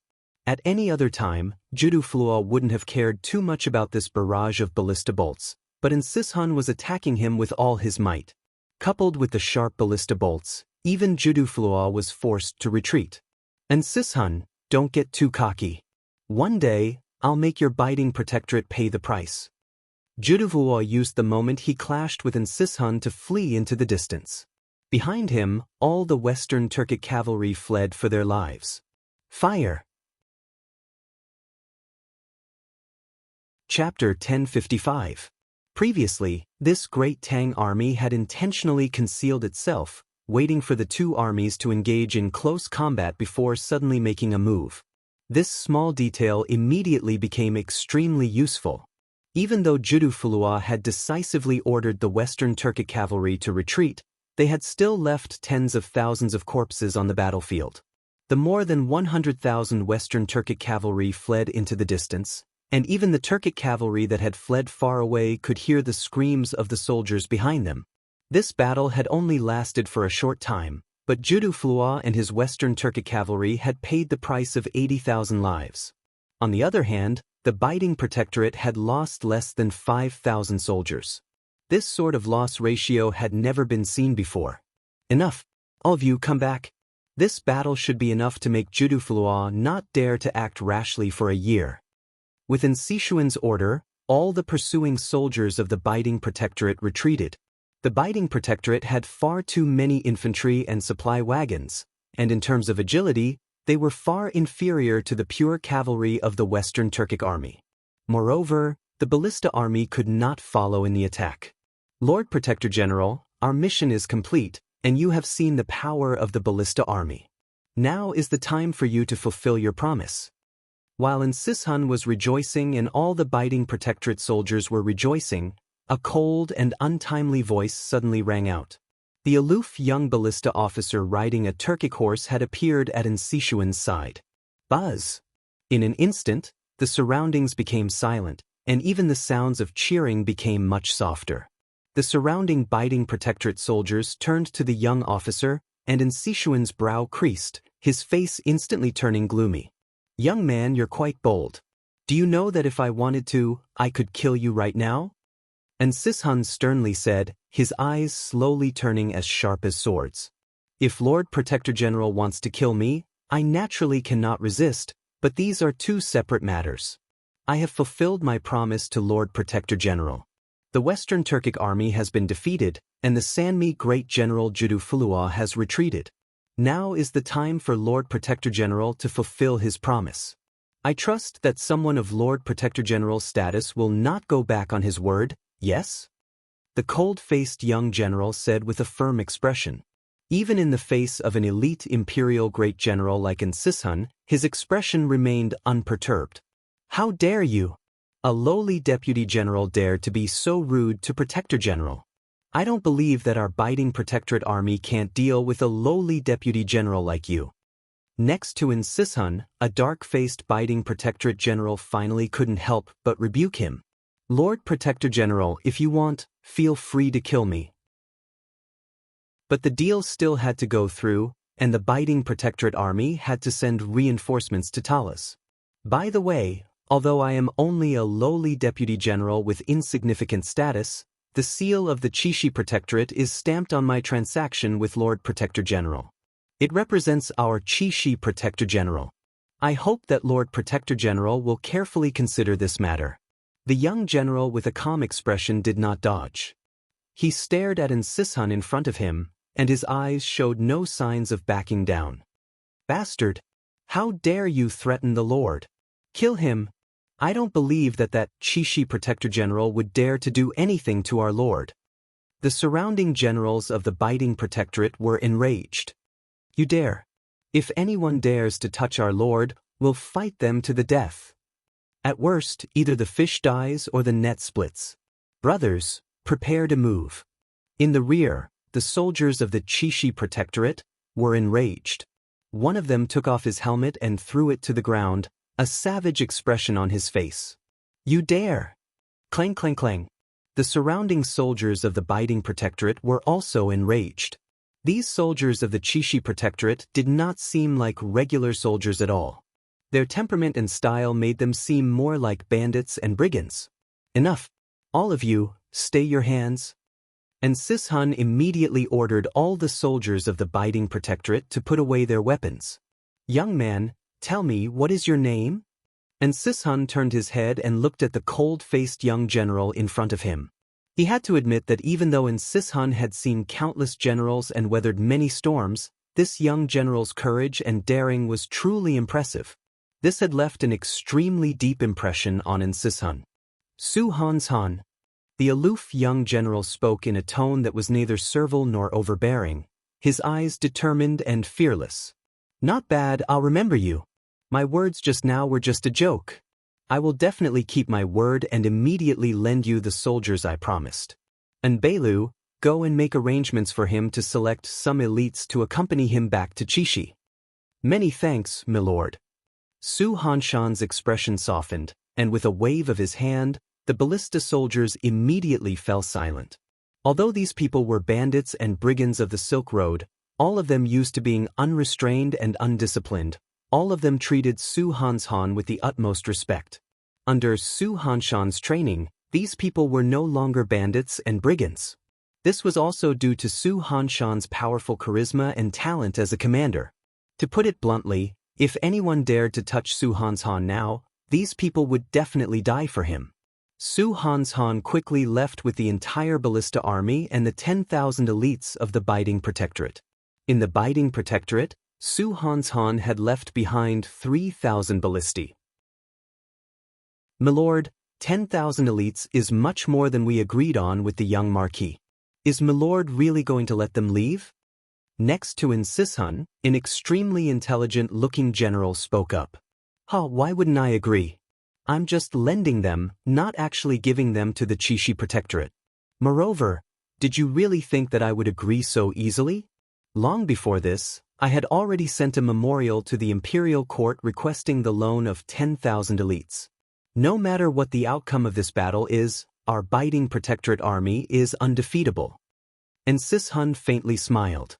But, milord, that fellow called Su Hanshan is rather daring. Wang Chong is in the distant Talas, but he actually thought of making a deal with Lord Protector General. And from the soldiers he's trained, it seems like they're completely willing to die for him. This sort of training ability is 1 in 10,000. It would be wonderful if he could be transferred to our biting protectorate. On the side, another general said, and after saying this, he couldn't help but exclaim in admiration. This general was only speaking from the bottom of his heart, but Sichuan's smile instantly vanished as he gazed in the direction Su Hanshan had left, his gaze extremely profound. Beggar, that Su Hanshan. Keep an eye on him for me. If possible, do everything in your power to recruit him to our biting protectorate. And Sishun suddenly said, his words causing all the generals to tremble and turn to look, including the praising beggar. Everyone knew that this person truly did have some courage to speak so harshly to the Imperial Protector General, but none of them could have imagined that the Protector General actually had such a high opinion of him that he wanted to recruit him to the biting protectorate. Yes, milord. Beggar's lips moved as if he wanted to say something, but in the end he lowered his head and respectfully replied. The other generals also obediently lowered their heads. Just like the ballista soldiers trained by bandits and highwaymen, all the soldiers of the biting protectorate were absolutely subservient to Sishun. Courage, strategy, initiative, leadership, fearlessness. This sort of independent demeanor is not the talent of a general, but the talent of a great general. And Sichuan's eyes were cold, countless thoughts flitting through his mind. When an imperial great general encountered another imperial great general, they would always feel the same way. And Sishun saw this sort of thing in this young commander called Su Hanshan, because that was his younger self. When he thought about how the youngest son of the Wang clan at Talas had so many talented subordinates of great potential under his command, and Sishun couldn't help but feel a tinge of envy. The entire 9 provinces was once more thrown into turmoil by the Battle of Talas. The distant Chishi Protectorate was like the eye of a storm, drawing countless elite soldiers to its location. As the only way to Chishi, Wushang's city of steel became the best witness to all this. Look! On the high walls of the city of steel, a young child suddenly pointed into the distance and excitedly shouted. These words immediately attracted everyone's attention. All the children and craftsmen on the walls of the city of steel, as well as the disciples of the great clans, merchants, and pedestrians, turned to look. Rumble! In the direction the child was pointing, a group of 7,000 soldiers, clad in shining armor and exuding a majestic aura, were silently galloping away from Wushang's city of steel toward the Chishi Protectorate headquarters in the rear. In the center of this group of black-armored cavalry was a war banner emblazoned with the image of the Big Dipper Army. It's the Big Dipper Army. It's Great General Geshu Han's Big Dipper Army. Someone in the crowd cried out. It's the Divine Martial Army. At the very front of the army was a group of black-armored cavalry that was particularly eye-catching. Compared to the other Big Dipper Army soldiers, this group of black-armored cavalry had a deep and solemn aura, and they were at least 3 times stronger. Although there were only 3,000 of them, their movements were unified and their orders were strictly obeyed. Their aura was even greater than that of 30,000 soldiers. The air within 3 feet of them was so blurry that nothing could be seen clearly. I didn't think that the Big Dipper Great General would send the Divine Martial Army. Chapter 1056. The Divine Martial Army. This was the most elite force of the Big Dipper Army. It was said that the Tang Dynasty's war god and crown prince's grand protector, Wang Zhongxi, and Geshu Han, these elite soldiers had been specially selected from the Big Dipper Army. Even after so many years, the Big Dipper Army only had a few thousand people, and they were often understaffed. This was an extremely powerful army. Even though they were clearly outnumbered, they had managed to defeat the White Lion cavalry of Yusang Great General Witadra Konglo, and they had also managed to turn the tide in an extremely disadvantageous situation. Even when facing an enemy 5 times their number, they had managed to pierce through the enemy camp and utterly crush an army of 50 to 60,000. This was the true backbone of the Big Dipper army. And the 2 words divine marshal had been bestowed upon them by the Holy Emperor. The 3,000 soldiers of the Divine Martial Army and the 4,000 elites of the Big Dipper Army silently flew past the solemn city of steel. Not long after the Divine Martial Army left, in the darkness of the night, another army came from the distance. Rumble. The earth quaked and dust roiled. Countless people surged out of the city of steel and looked toward the source of the sound. What's going on here? Why is there a mountain there? Outside the city of steel, a group of people looked to the southeast in shock. At some point, a majestic and towering mountain had appeared in what had been an empty space in the distance. Most unbelievable of all was that this massive mountain that seemed to connect the heavens and the earth was trembling as it approached the city of steel. For a moment, the area in front of the city of steel was deathly still.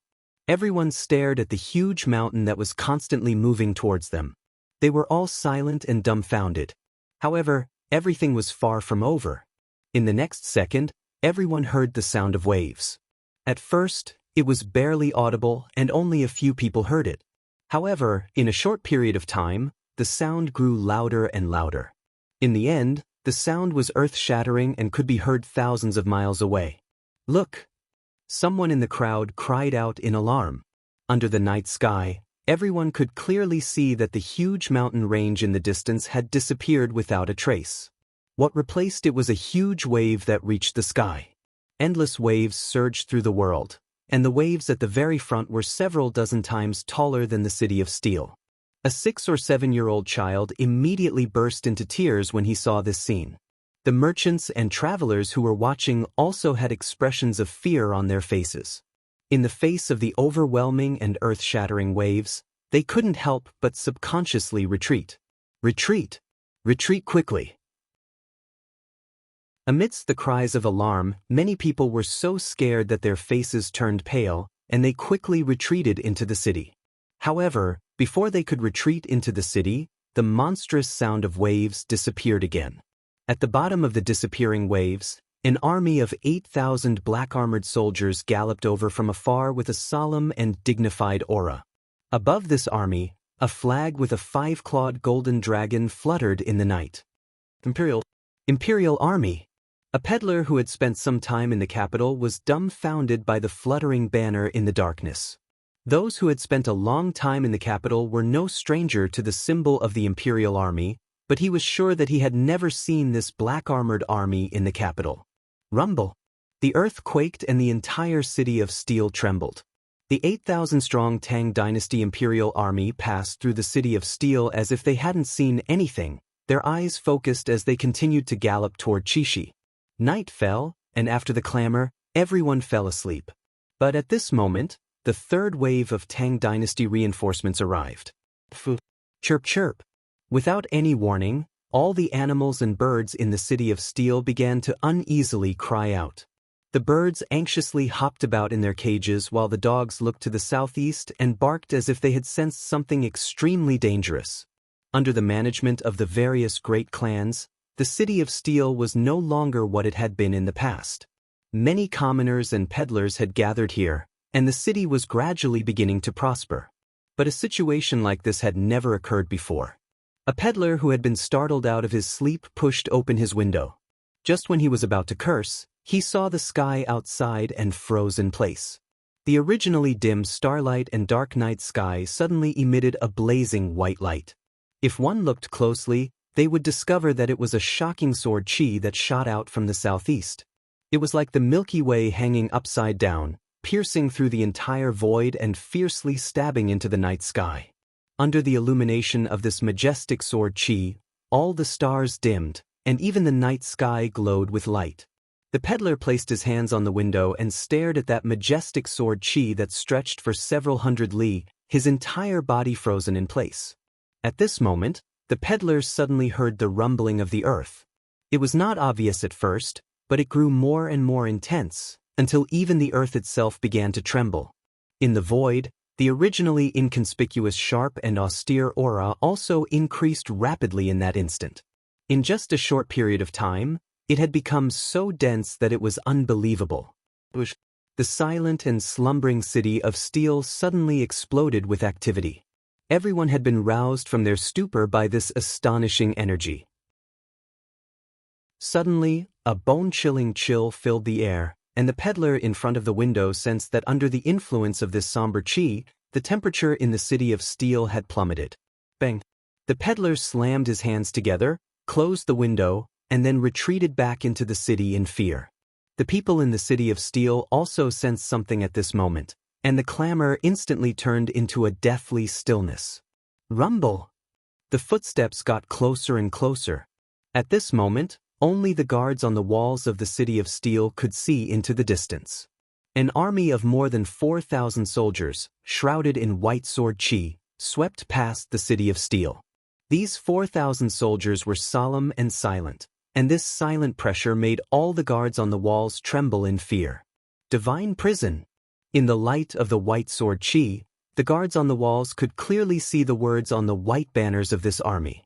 Around 15 minutes later, this army had completely left the city of steel, vanishing in the direction of Chishi. On the walls, all the guards were still immersed in that shocking aura, unable to come back to their senses for a long time.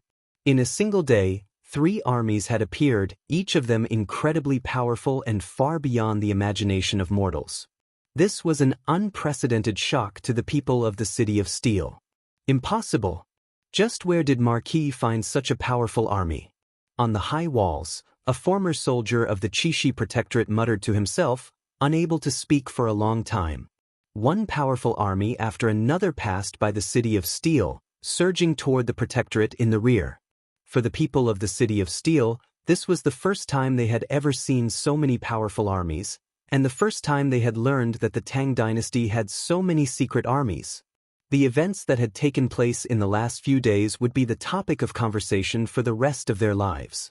In just a few days, the Chishi Protectorate had become the largest military stronghold in the northwest, second only to Talas.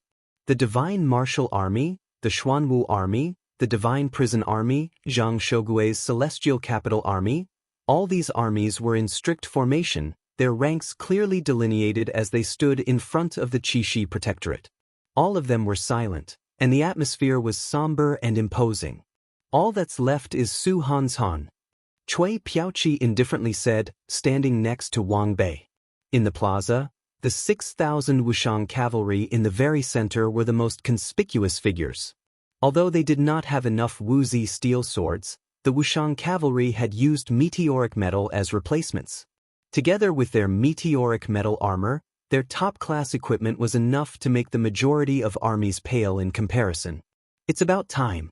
I've already received word from Su Hanshan that he has successfully completed his mission and is leading his army in this direction. Wang Bei said, turning his head to the east just like Cui Piaoqi.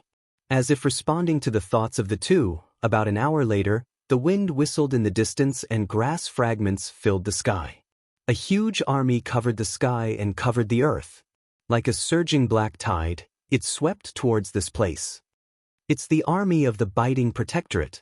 A sharp-eyed Wushang horseman immediately noticed the black dragon banner fluttering above the army. Chishi and Biting were neighbors, so all of them were extremely familiar with the war banner of the Biting Protectorate. The appearance of the Biting Protectorate army meant that Su Hanshan had successfully completed his mission. Has all the army gathered? A few moments later, Su Hanshan emerged from the rear and appeared in front of Wang Bei and Cui Piaoqi. There's still a division of the ultimate martial army on the way. They'll arrive in around 2 days. Wang Bei said.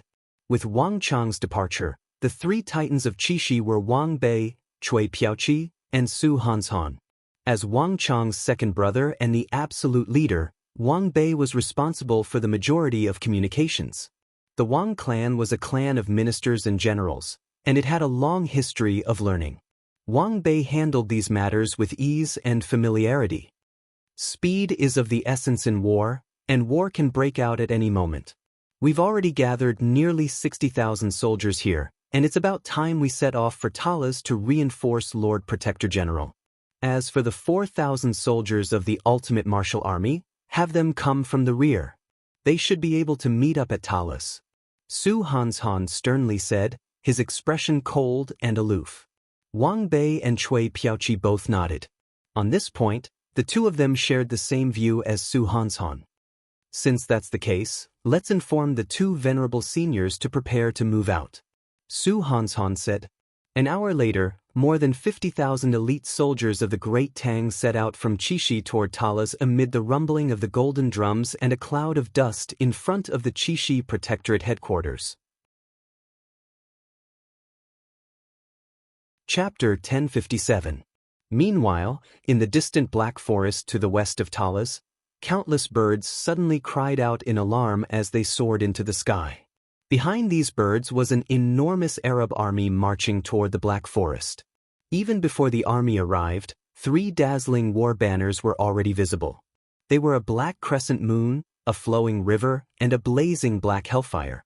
Bong bong bong. The war drums thundered, causing the entire Black Forest to tremble before the might of this enormous army. They're here.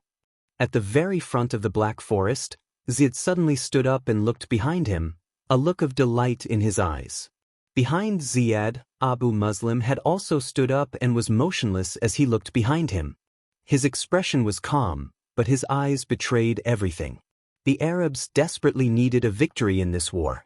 Abu Muslim and Ziyad had been waiting for this day for far too long. Breaking Talas and conquering the entire Eastern world had always been Abu Muslim and all the other Arab governors' most fervent desires. As the strongest governors of iron and blood of the Arab East, neither Abu Muslim nor Ziyad could tolerate losing to an infidel army in a tiny place like Talas. Ha, Abu Muslim, we meet again. Vigorous laughter came from the Black Forest as Governor Osman of Cairo rode out from the army on a large horse, charging toward Abu Muslim and Ziyad. Lord Osman, we've been waiting for you for a long time. Ziyad heartily laughed as he rode forward to welcome him, an extremely amiable expression on his face. Ziyad had also participated in the war against the Sassanid dynasty, and he had even worked together with Osman to kill a Sassanid great general. Now that they were meeting, they could be considered old friends. Welcome. On the other side, Abu Muslim rode forward, his expression calm as he spoke 2 simple words. Abu Muslim, you're still the same, that scowl on your face that hasn't changed in the slightest. What, are the Tang people of Talas really that formidable? Even you aren't a match for them? Osman said with a smile. His eyes were filled with curiosity. Abu Muslim was a symbol of invincibility in the Arabian Empire, and in the last few decades, there had never been a country that he could not conquer. But this time, he had not only failed to conquer, but suffered a defeat. Upon hearing this, Osman had to admit that he was quite surprised, even thinking that this was a farce and a joke. Osman, don't get careless. This army of the Tang people is different from any opponent we've encountered before. Their weapons, equipment, strategies, and commanders are all extremely powerful. Moreover, the martial arts of the East are completely different from ours. Mazal died precisely because he was too careless. Abu Muslim sternly said, Really? A faint voice rang out, revealing a hint of disdain and dominance. All the more reason for me to give it a try. I'd like to see if there is any army in this world that our Mamelukes can't conquer. Aibak, mounted on a large white horse, slowly approached from the rear. My lord! Ziyad's heart trembled at the sight of Aibak, and he immediately bowed. The Mamelukes were an extremely powerful army that all of Arabia knew of, and Aibak, as the leader of the Mamluks, possessed an extremely influential status in Arabia. Even Ziyad had to treat him with some respect. Aibak, since that's the case, you can try my army. At this moment, an icy voice came from the rear, accompanied by the galloping of hooves. A dazzling golden figure mounted on an abnormally large Arabian steed slowly rode up from the rear. Translated by Hypersheep 325 Kataba. Osman, Abu Muslim, Yed, and Aibak all shivered at the sight of this figure and immediately shut their mouths. In the entire Arabian Empire, governor of war Qutayba commanded an army that was undoubtedly the most unique. Qutayba was a warmonger, starting wars even more frequently than Abu Muslim. He was an out-and-out war madman. In the Arabian Empire, Qutayba was one of the few existences whose status surpassed Abu Muslim's. His strength and military authority were so great that even the caliph had to think of ways to restrain him. This madman! A hint of anger flashed through Ibak's eyes, but he did not dare to say anything. The Mamelukes only had 10,000 soldiers at full strength, but the elite soldiers under Qutayba's command were several dozen times that number. The Mamelukes were meant to break defenses, not engage in large-scale battles like this. Even if the Mamelukes could break through Qutayba's army, they would inevitably end up in a bitter battle that would result in grievous losses. Most importantly, Ibak was no match for Qutayba. In Arabia, Qutayba was known as the war god, so one could easily imagine just how powerful he was. Unless absolutely necessary, Ibak did not want to clash with this war madman. Abu Muslim, you've truly disappointed me. I didn't think that someone of your strength and the assistance of the Behemoth Army and Skyquaking Army would lose to a puny Eastern army of only a few dozen thousand. I once believed that you would be able to replace me in the future, but it now seems that I overestimated you. Qutayba's entire body was shrouded in golden light as he ignored Ibak and turned to Abu Muslim. Abu Muslim's brow creased as if he wanted to say something, but he decided against it. The Arabian Empire was a strictly hierarchical society, and strength spoke for everything. Abu Muslim had just suffered a crushing defeat at Talas, so he naturally had nothing to say to the mighty Qutayba. Qutayba, you will soon find out whether the Tang people are strong or weak. Since the army has arrived, it is time to break into Talas and exterminate the Tang dynasty army. Ziyad informed the Uzun and Western Turks to immediately move out. Abu Muslim turned his head and said, "Yes, my lord." Ziyad came back to his senses and urged his horse away. Flap flap. An Arabian hunting falcon took off from the Black Forest, past Talas, and into the Uzun camp. At this moment, the Uzun camp was heavily guarded, and the atmosphere was completely different from before. More than 40,000 Uzun reinforcements from the various great clans and royal districts had finally arrived at their destination and met up with Daluin Ruozen's forces. Daluin Ruozen now had nearly 80,000 soldiers, and they were much stronger than before. Ha, everyone's finally here. A smile appeared on Daluin Ruozen's lips as he held Ziyad's letter. After waiting for so long, the moment had finally arrived. 3 governors, 400,000 soldiers, and the strength of the Uzun and Western Turks. In this battle, no matter what, Wang Chong and Gao Xinji had no chance of surviving. Pass on my order. The army is ready to move out. Daluin Ruozen lightly flicked the letter. Reporting. At this moment, the flap to the tent was thrown open and a Tibetan messenger rushed in. He got down on one knee and said, "Sir, you have a report." "Prime Minister, the scouts in the rear have reported that a large number of Tang dynasty reinforcements are moving toward Talas. Based on their numbers, there are at least 60,000, and all of them are elites. Prime Minister, please give your instructions." Buzz. The tent fell deathly still, time seeming to stop. Everyone's movements seemed to freeze, and even Daluin Ruozen's expression froze, the smile on his lips instantly vanishing. "How far are they from us?" Daluin Ruozen asked, his brows deeply creasing. He had never expected this news. "They're moving very quickly. They should be able to reach us in a day at most," the messenger respectfully said. The messenger respectfully replied. The tent instantly fell silent. Daluin Ruozen rested his chin on his hand and said nothing. The Tang dynasty's reinforcements have come very quickly. It seems like that holy emperor of the Tang dynasty has also sensed the danger in the northwest and sent his army ahead of time.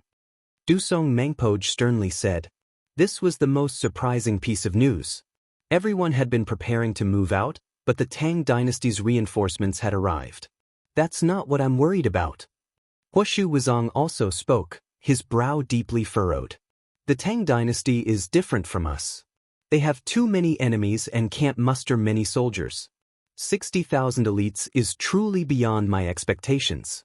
If we continue to advance and attack Talas with the Arabs, I'm worried that it won't be the Tang people of Talas who will be attacked from the front and rear, but us.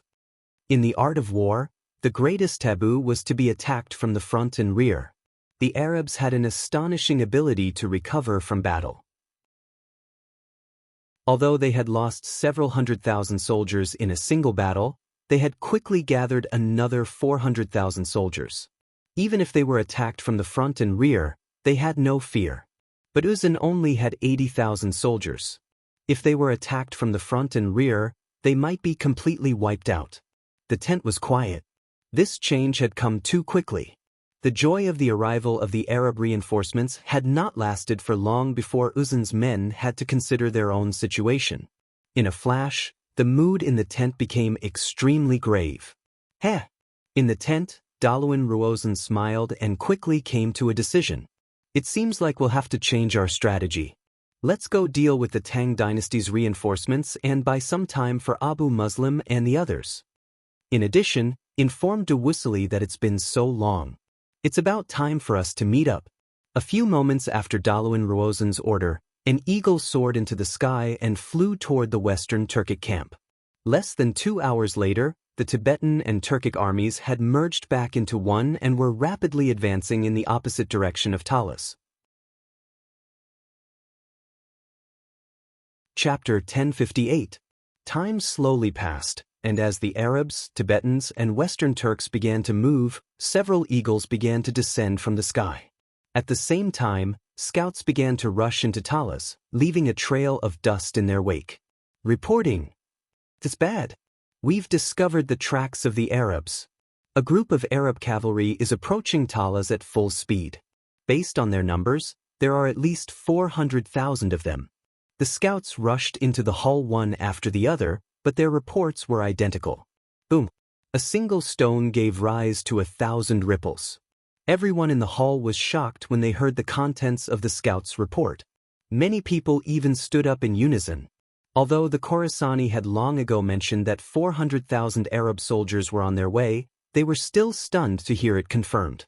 After more than a month, this day has finally arrived. Gao Xinji took in a deep breath and slowly stood up from the conference table, his eyes fixed on Wang Chong. Wang Chong nodded, his face emotionless, but a complicated thought flickered through his mind. What had to come had finally come. After waiting for so long, the Tang dynasty and the Arabs were finally going to have to fight. But unlike the previous battles, this would be a decisive battle.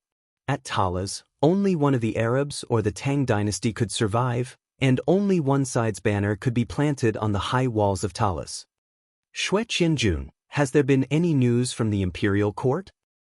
Milord, Su Han's Han, General Wang, and General Cui have already led 60,000 reinforcements out of Qixi and are heading to Talas at full speed.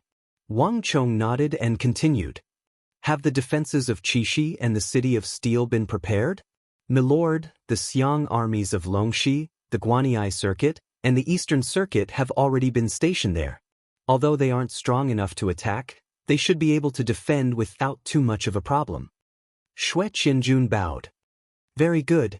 Wang Chong nodded slightly, without the slightest fluctuation in his eyes. Now that all the reinforcements have arrived, this battle is inevitable.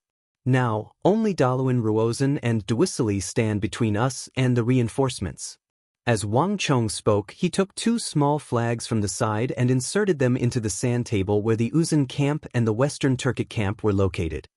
Wang Chong, Daluin Ruozan is very difficult to deal with.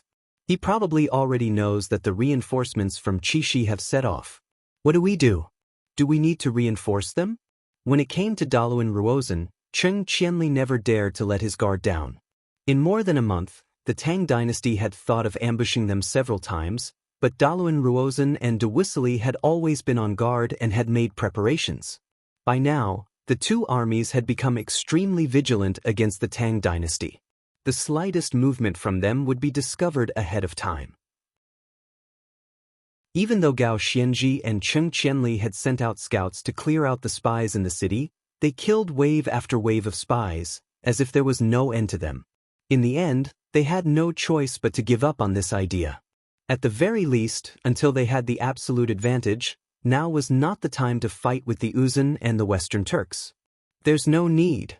To their surprise, Wang Chong straightforwardly waved his hand. Daluan Ruozhen won't fight with us. As soon as he notices that we're moving, he'll immediately flee. But if Daluan Ruozhen really wants to do something, he's probably looking for the wrong target, Wang Chong said. Xue Qianjun, immediately notify Su Hanshan. Tell him that Daluan Ruozhen has arrived. Now is the time for him to perform. Wang Chong sternly said. Everyone in the hall glanced at each other, and even Gao Xianji couldn't help but frown. Su Hanshan? They had never heard of this name before, but from the expression on Wang Chong's face, they could tell that he deeply trusted this person. Wang Chong, this is... Gao Xianji turned his head, an inquisitive look on his face. A person who will make Daluan Ruozhen suffer. Wang Chong faintly smiled. Time slowly passed, and the security of the city of Talas grew tighter and tighter. The training of the Mo Saber unit and the Wushang cavalry grew more intense. Clang clang clang.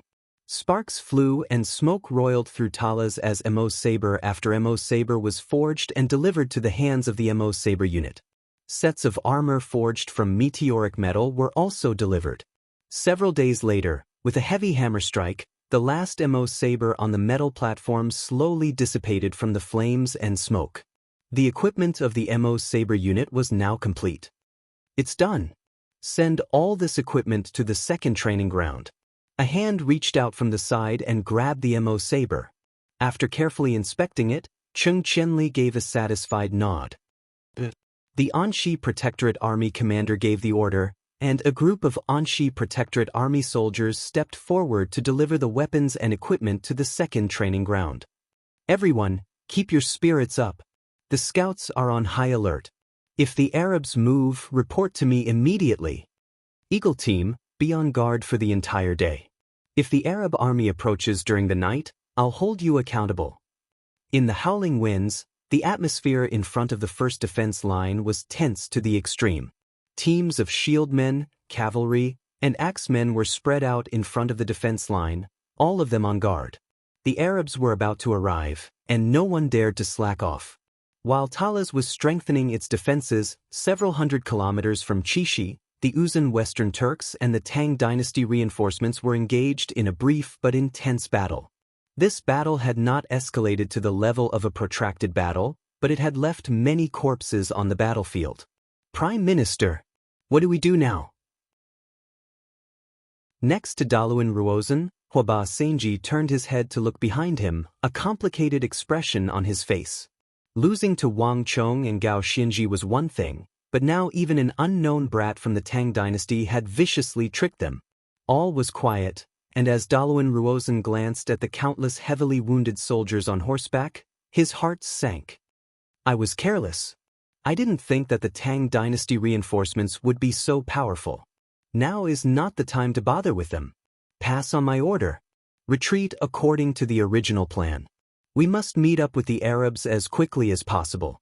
In addition, tell Abu Muslim that the Tang dynasty reinforcements are not simple. Tell him to be careful. Daluan Ruozhen sternly said. Prime Minister. A messenger flew off. Prime Minister, do you need me to move out against that brat? If you do, there's still time. Huoshu Wuzong suddenly said. If we don't deal with him now, I'm worried that the Tang dynasty will produce another character like Wang Chong. In this battle, Daluan Ruozhen had been in control the entire time, so there had not been many casualties. What had killed the most Uzun soldiers were the 5,000 ballistae hidden in the rear.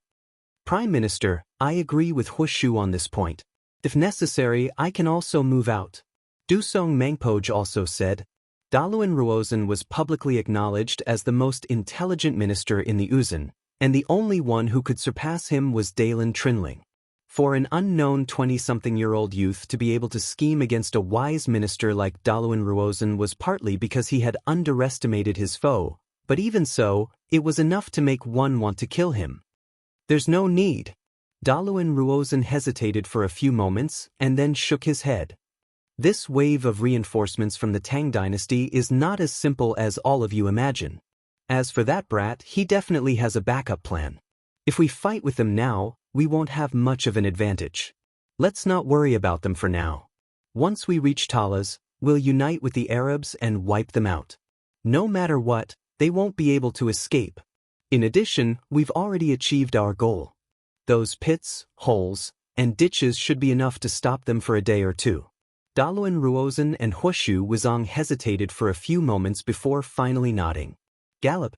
Daluan Ruozan and Huoshu Wuzong led the Uzan army in another direction, the Western Turks following closely behind. Time slowly passed, the atmosphere growing tenser and tenser. The movements of the Arabs were constantly being reported to Talas. At this moment, several dozen li to the west of Talas, there was a sparse forest lush with vegetation. An Anshi Protectorate army scout was hiding behind a knotted tree, using dry grass and leaves to disguise himself. Ironhead, do you see anything? The scout, who was disguised as a tree branch and hiding beside the tree, said. The surroundings were quiet, and after a long time, a voice came from above. Nothing. 6 groups of soldiers have already left. The Arabs won't be able to get here that quickly. What we need to do now is wait for news. Once we receive word from the front, we can send it to the rear as quickly as possible. Everything seemed normal, and it seemed like there was no one else besides the scout. But if one looked carefully, one would discover that on the treetop above this scout was another Tang Dynasty scout, his body curled up and cleverly concealed, constantly looking around, especially high up in the sky. Following the scout's gaze, one could see a rock eagle in the sky, its wings spread open as it circled in the air. Eagles could see things much farther than ordinary people. These rock eagles in the sky would use different flight paths to tell the scouts different information, but so far, everything was normal. Cree! Suddenly, a shrill shriek rang out. The rock eagle circling in the sky suddenly let out a mournful cry. Before the 2 scouts could react, the rock eagle's body trembled, and it immediately plummeted to the ground like a kite with its string cut. After a long while, they heard the sound of something heavy crashing to the ground. This. Chapter 1059. Tai Tu, could it be? The scout under the tree raised his head, his expression bewildered. Impossible, it can't be. The Arabs won't arrive that quickly. And if they did, we would have already received the signal. After all, there are 6 groups in front of us, all of them extremely experienced. There's no way they could have made a mistake. On the tree, Tai Tu shook his head, immediately denying the scouts' conjecture. The scouts of the Tang Dynasty had a strict system that made it impossible for any mistakes to occur. It wasn't impossible to defeat this system, but one needed terrifying strength. The 2 of them stared at each other in silence. No, I'll go down and take a look. Some of the rock eagles were injured in battle. It's hard to say if they didn't die from their injuries. After a few moments of silence, Tai Tu slid down from the tree, called his horse, and galloped off into the distance. However, not long after they left, without the slightest warning, the earth trembled and the heavens shook. The entire world suddenly shook violently. What's going on here?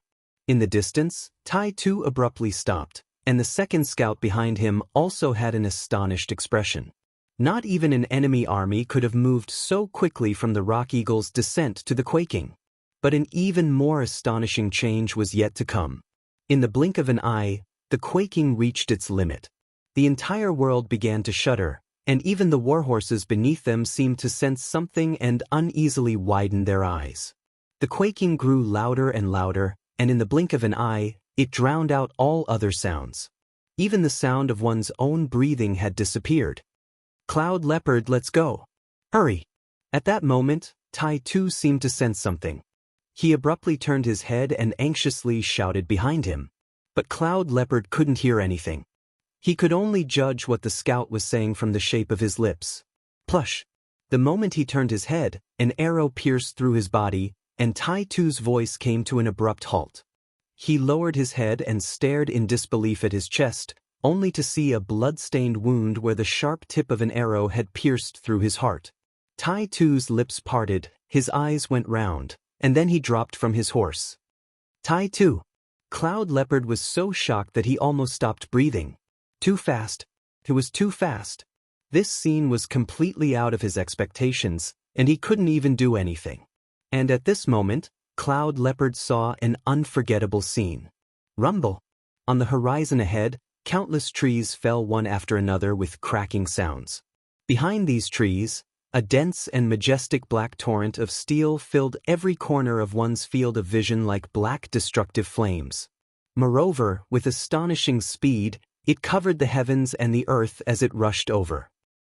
Violent winds whistled and emitted waves of ghostly wails and wolf howls. At that instant, the entire world seemed to be overshadowed by the imposing aura of this army that could topple mountains and overturn the seas. In just a short while, the army that was as vast as the sea came closer. It wasn't that Cloud Leopard had never seen a powerful army before, and the Anshi Protectorate army itself was an extremely powerful army. But for the first time, Cloud Leopard felt his scalp go numb at the sight of this hellish army. There were too many of them. In his entire life, he had never seen so many elite soldiers. All of them had a fierce aura, and each of them had been tempered by the cruelest blood and fire. They were true veterans of 100 battles. At the same time, this army was moving far too fast. From the time he had felt the tremors to the time he noticed them, not even a few seconds had passed. This momentum was unstoppable, like a wildfire burning through the plains, unstoppable. How could there be so many powerful soldiers in an army? Cloud Leopard's heart trembled in fear. He suddenly understood the fate of the 6 scout teams, and he also understood why the Rock Eagles had dropped without sending a message. This was no ordinary army. They were unprecedentedly powerful. And this army was advancing day and night at a terrifying speed, rapidly approaching the city of Talas. If not for this, they would have never reached this place so early. I have to report this to Lord Protector General and the young Marquis as quickly as possible. Cloud Leopard felt a chill in his heart. In the time it took for a spark to fly off a flint, this thought flashed through his mind. Without thinking, he immediately mounted his horse and stabbed the horses but with the tip of his saber. Gallop! Gallop! 1 man and 1 horse immediately turned around and quickly rushed into the distance. Behind him, the 400,000 Arab soldiers surged like a black tide toward Talas with astonishing speed. Reporting! An hour later, as the countless Tang dynasty soldiers in front of Talas were on guard, an urgent voice came from the distance. In a cloud of dust, an Anshi Protectorate army scout rode at full speed toward the city of Talas. The Arabs are here. The Arabs are here. 400,000 soldiers are marching day and night, and they're only 30-some li from Talas. The scout's anxious voice resounded over Talas. Rumble! Like a boulder crashing to the ground, the calm defense line was instantly thrown into turmoil. The city of Talas was like an enormous war machine, and with this shout, it began to rapidly move. Rumble! The gates opened, and in a flash of cold light, countless soldiers surged out of the city to stand in front of the first defense line. The winds howled and the clouds of war filled the air. Countless soldiers had appeared on the walls of Talas, and the air was suddenly filled with tension. And almost at the same time, there was a flash of light, and the sound of hooves could be heard as a figure charged out of the city. "My lord, it's urgent. The Arabs have killed our scouts and are approaching at full speed." Cloud Leopard was agitated at the sight of the young but imposing figure on the back of the horse, and he hurriedly galloped forward. But before he could reach, his body suddenly went limp and his vision blurred as he dropped from his horse. But the expected fall from his horse did not occur. Just when Cloud Leopard was about to hit the ground, a young, slender, but powerful arm caught his body. "Milord!" Cloud Leopard rejoiced at the sight of that familiar young face, his spirits instantly roused. "Be careful of the Arabs. They're coming. I know. Be at ease. We've already made our preparations," Wang Chong solemnly said to the Anshi Protectorate army soldier in a mellow voice. Wonderful. Cloud Leopard originally had many things he wanted to say, but upon hearing Wang Chong's words, he immediately breathed a sigh of relief, his mind much more relaxed.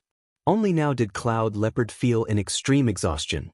His eyes slowly grew unfocused, and his body began to collapse. Behind the first defense line, Wang Chong slowly lowered the body of the Anxi Protectorate army soldier. As he gazed at the sharp and blood-stained Arab arrow protruding from the soldier's chest, his expression became extremely sharp. The wound on the scout's chest had been fatal. The enemy's arrow had been imbued with destructive energy, not only shattering his heart but also jolting his meridians. He had only been able to last until now through his firm will. Probably not even the Arabs had expected this. Don't worry. Those who offend the Tang dynasty will be executed no matter how far away they are. All the Arabs will eventually pay the price. Wang Chong quietly said to himself as he stood up. His gaze swept past the steel walls as he gazed into the distance. The wind howled, and though he couldn't see anything, Wang Chong could sense a somber aura in the wind. Wang Chong, a voice rang out. Gao Xinji walked out from inside. He looked to the east with a solemn expression. Behind him, Cheng Qianli, Shi Yuanqing, the other Anxi generals, and the king of Ganka had also rushed over upon hearing the news. "10 some li," Wang Chong said. "The enemy is advancing very quickly, and they seem to be on guard against our scouts. Other than this scout, none of the other scouts have sent back any information. The vanguard is probably extremely formidable. Based on the time, we should be able to see them very soon." The scout had sent back a message that they were still 30 some li away, but this number was based on the distance from which the scout had discovered the enemy. Based on the time that had passed, Wang Chong determined that the Arab army was probably very close to Talas. In the distance, there was nothing at all. It was completely silent. However, regardless of whether it was Gao Xinji, Wang Yan, Cheng Qianli, or the others, they all sensed a strange somber feeling in the air. Their hearts sank. Cree. A few moments later, in front of the first defense line, in the sky 10 some li away, 7 or 8 rock eagles patrolling the perimeter suddenly let out mournful cries and plummeted to the ground. Everyone was stunned by this sight, and Wang Chong's expression darkened, turning extremely grave. Many people had no idea what had happened, but Wang Chong had seen it all. Just now, 7 or 8 arrows had been fired at them. Although these rock eagles were extremely agile and well-trained, they had been unable to dodge them. The rock eagles patrolling in the sky have a range of 10 some li. If the enemy was able to wipe out all the rock eagles without giving them any warning, they must have a range of 10 some li, and they must be extremely strong. Wang Chong's expression was solemn, his mind in turmoil. Although he still hadn't seen the Arab army, the ferocious momentum, sharp attacks, and frightening speed were enough to make everyone feel an enormous threat. Chapter 1060. Nay! The rumbling grew louder and louder, and a few moments later, everyone could hear the fierce neighing of horses. The earth quaked as countless soldiers began to charge toward Talas. "Ready!" Suddenly, a high-pitched voice rang out in front of the first line of defense. In an instant, the armor vibrated, the steel clanged, and the weapons flashed under the gloomy sky. The countless soldiers of the Anxi Protectorate Army and Qixi Protectorate Army, as well as the mercenaries from the western regions, instantly became as firm as a steel wall, but also like a bow that had been pulled to its limit. The atmosphere instantly became somber and somber. The rumbling of the earth and the neighing of warhorses grew louder and louder. After some time, the air in front of them began to churn as a faint black line, as thin as a hair, suddenly appeared on the horizon. At the start, this black line was very faint, but in the blink of an eye, it had transformed into a massive black wave that began to fiercely shudder. The Arabs. The atmosphere instantly became tense. At this time, there was no need to remind them. Everyone knew what they were facing. This was not their first time clashing with the Arabs, but this wave of Arabs gave off a completely different feeling. A defense line of more than 60 li, with so many scouts and rock eagles, had been completely devoid of any news except for one scout who had managed to escape through sheer willpower. Such a thing had never happened before. Each of the scouts of the Tang dynasty had been tempered through blood and fire. In their battles with the Uzan and the Western Turks, they had completely crushed their opponents, and all of them were extremely experienced. To be able to kill so many elite scouts and prevent them from sending back any news meant one thing. This time, it was definitely a formidable foe. Is this the strength of the Arabs? Wang Chong solemnly muttered to himself as he gazed into the distance. Although he had long ago learned from the Khorasani that this army was coming, knowing was one thing and seeing was another. This group of soldiers gave him a completely different feeling from Abu Muslims. They were even more valiant and capable. This was a true army that had been tempered 100 times. Qutayba. Although he still hadn't seen the commander, Wang Chong already understood what sort of army he was facing. Wind, forest, fire, and mountain. These were the 4 words of the art of war. The Arabs did not have such a saying, but this army was undoubtedly a perfect fit for these 4 words. They were as swift as the wind, as gentle as a forest, as aggressive as fire, and as immovable as a mountain. At this moment, even Wang Chong was somewhat shaken, but it was only for a moment before Wang Chong's eyes hardened. With 60,000 against 400,000, they were undoubtedly at an extreme disadvantage, but Wang Chong could not retreat, and the Great Tang could not retreat. This battle could only be fought to the bitter end. Everyone hear my order. A moment later, Wang Chong's eyes turned sharp. Shieldmen quickly enter the walls. Axemen, prepare to ambush and await orders. Craftsmen, prepare to repair and reinforce the walls. Ballistae, scale 45. Aim at the center of the enemy formation and fire. 5th unit, 6th unit, and 7th unit, await orders and prepare to reinforce at any moment. Wushang Cavalry and Mo Sabre Unit, hear my order. Wushang Cavalry, take the left flank and prepare to attack at any moment. Mo Sabre Unit, hold the line. No one is allowed to move without my order. In a few short moments, Wang Chong had issued one order after another, and it was like he had taken a tranquilizer, the entire army suddenly calming down. All the soldiers had determined expressions and bright eyes, as if they had found their pillar of support. They stared at the Arab army, their eyes bright and determined, their eyes devoid of fear. Iron Wall Army, get ready. 2nd Unit, prepare to attack at any moment. 23rd Unit, 27th Unit, 29th Unit, right flank, prepare to attack at any moment. Cavalry, prepare to attack at any moment. Banahan, Gully, 3rd and 5th Unit, prepare to attack at any moment. Almost at the same time, another voice came from the side. Gao Xinji's expression was solemn as he issued a series of orders.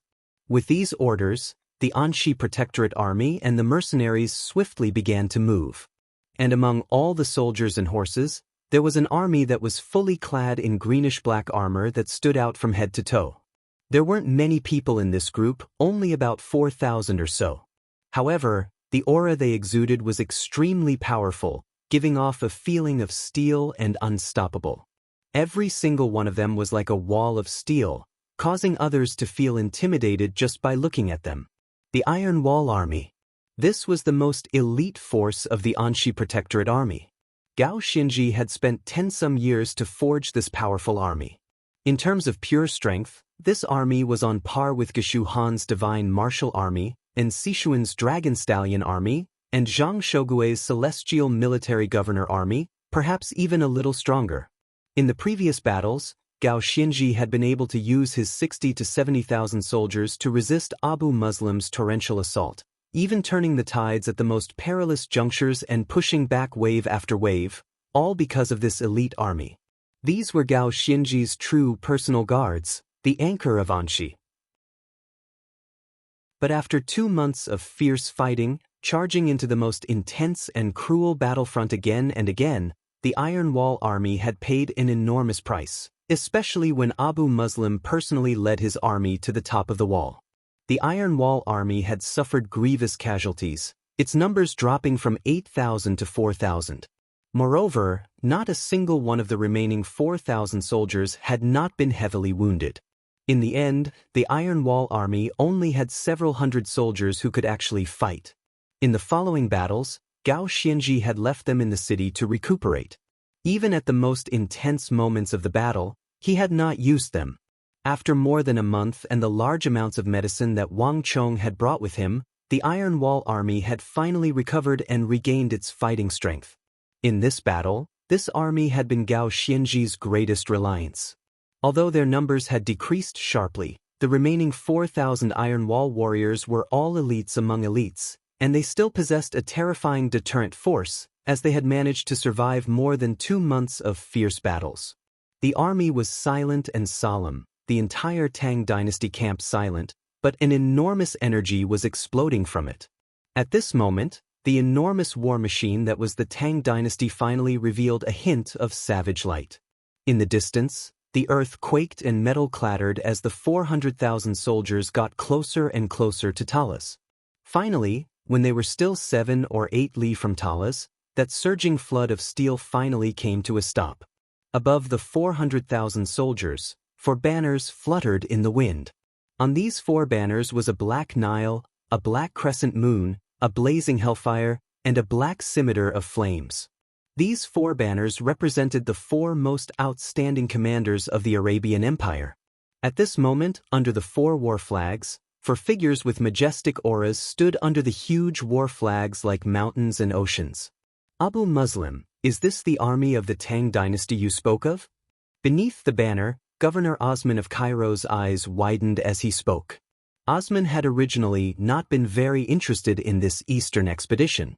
He had always felt that the news from Talas had been exaggerated, or perhaps a portion of it had been fabricated by his old friend to cover up his own mistakes. But on this journey, Osman had been forced to admit that although the Tang dynasty of the Eastern world was not very famous in Arabia, all of Arabia, including himself, had probably underestimated it. The scouts of this empire were extremely elite. Because of an insufficient estimate, they had almost escaped and successfully delivered the information, thus ruining the Arabian plan. Later on, in order to deal with these scouts, Osman had been forced to mobilize 19 of the best divine archers of the Arabian Empire to suppress them. But even so, one of the scouts had managed to escape. Not only that, although the Tang dynasty army only had 60,000 some soldiers, it exuded a steady, dignified, and somber aura that Osman had never seen before. Not even the Sassanid dynasty could compare to it. Abu Muslim nodded, his expression extremely solemn as he looked forward. The Eastern world is extremely mysterious, and we are not familiar with it. Although this Tang army only has 60,000 soldiers, almost all of the survivors are elites. Everyone must be careful. No matter where these Tang people come from or how powerful they are, I am not interested in them. There is no army that our Mamelukes cannot conquer. I am only interested in one thing. Where is the Wuzi steel-equipped Tang dynasty cavalry and the Tang dynasty commander who defeated you? Ibak suddenly spurred his horse forward, his eyes cold as he spoke. In Ibak's view, ordinary battles were no longer enough to satisfy the Mamluks. Only by defeating the strongest armies of the world could the Mamelukes establish their undefeatable glory. Lord Ibak, it's the cavalry on the left flank. The one riding a red warhorse with a body as sturdy as a mountain is their leader. In addition, these Eastern infidels have a kind of ballista with astonishing destructive power. My lord, you must be careful. Ziyad's voice suddenly rang out as he interjected. Chapter 1062. Abu Muslim, be at ease.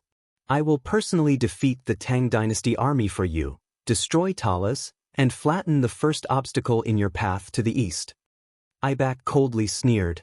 I have no doubts about the strength of the Mamelukes, but I hope that you will pay attention to that young commander of the Tang dynasty.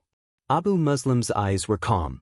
From the moment he had appeared, his gaze had not rested on anyone else, but on that young figure behind the first defense line. In addition, Mazal and his Mamelukes died at the hands of that Tang dynasty commander. As soon as he finished speaking, there was a sudden silence under the war flag. Not many people in the Arabian Empire knew of Mazal, but there was almost no one who did not know of the behemoth army. Not even Ibak dared to say that the Mamelukes could rely on their advantage in numbers to deal with the behemoth army. In a flash, Ibak, Osman, and Abu Muslim all turned to look at Wang Chong as if they had been attracted by a magnet. There's no harm in being careful. I've already notified the Uzun and Western Turks in the Eastern world. They have a deep understanding of the Tang people. With their help, we can completely defeat the Tang people. Abu Muslim said. There's no need for such trouble. At this moment, a cold and firm voice resounded in everyone's ears. Beneath the black banner of flame, the dazzling golden armor of Qutayba slowly stepped forward, his eyes cold and his lips curled into a bloodthirsty smile as he rode up from the rear. Abu Muslim, you've truly disappointed me. A single battle has made you so fearful of the slightest danger. It seems like I truly overestimated you. Buzz. Abu Muslim, Ibak, and Osman paled at these words and turned to Qutayba. Vice-Governor Ziyad's face was trembling in fear, and his complexion was extremely nasty. As Abu Muslim's left and right arms, they had fought side by side for 10-some years. Ziyad had a deep respect and reverence for Abu Muslim. In the past, if anyone dared to insult Abu Muslim in front of Ziyad, Ziyad would have already attacked to protect Abu Muslim's reputation. But no matter how dissatisfied Ziyad was, he had no choice but to swallow his dissatisfaction. The governor of war, Qutayba. He was the strongest governor of the Arabian Empire, possessing terrifying strength and the finest soldiers under his command. Not even Abu Muslim or Ziyad could compare to him. In the Arabian Empire, Qutayba possessed indisputable strength. I don't know anything about Yusang and the Western Turks. The Arabian Empire doesn't need such weak allies to conquer a country. Pass on my order, Qutayba coldly said. But, milord, Ziyad still wanted to say something, but Abu Muslim quickly cut him off. Qutayba, we'll do as you say, Abu Muslim said. Qutayba only glanced at Abu Muslim for a moment before turning around and vanishing into the army. Milord, Qutayba is going too far. They've never interacted with the Tang people, nor do they know how formidable they are. Uzun and the Western Turks are already on the way. Can't they even wait 2 days? Once Qutayba had vanished, Ziyad indignantly said. Ziyad, we've already lost Talas. We've lost the right to speak in this battle. Abu Muslim shook his head and slowly said, Ziyad, we've already lost Talas. Arabia was an extremely realistic and cruel country. Everything was decided by strength. No matter how great the reputation and prestige of the governor of Iron and Blood had been, a defeat was a defeat, and a loser had no right to argue. And although Qutayba is arrogant, there's no doubting his strength. With the soldiers under his command and our support, even if the Uzun and the Western Turks haven't arrived, we might still be able to defeat the Tang people. As long as we can conquer the entire Eastern world, my personal grudges with Qutayba are insignificant. Pass on my order. Prepare for battle. Abu Muslim waved his hand. Yes. Ziyad had a complicated expression on his face, and after a few moments of hesitation, he finally left to carry out the order. While the Arabs were observing the Tang dynasty, Wang Chong, Gao Xinji, and the others were also observing this unprecedentedly powerful Arab army. Milord, the Arabs are preparing to move. Xue Qinjun suddenly said next to Wang Chong. Pass on my order. Prepare for battle. Boom. At this moment, the blare of a horn came from the distant Arab camp. In an instant, the mood changed, and all sound vanished. Rumble. The earth quaked as the halted Arab army began to move once more, the 400,000 soldiers once more advancing toward Talas with a momentum that seemed capable of toppling mountains and overturning seas. Clang. At the very front of the army, an Arab general with sharp eyes suddenly trembled. There was a clattering of metal as a dark moon war halo erupted from the feet of his warhorse. This halo was enormous, and it rapidly expanded from his feet to the tens of thousands of Arab soldiers behind him.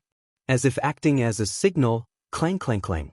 Sharp rays of light began to shoot out from beneath the warhorses of the Arab cavalry. Unlike the Arab cavalry, the halos beneath these horsemen were twice as large, and the energy they exuded was even more dazzling and powerful. From a distance, one could even smell the oppressive stench of blood. Buzz!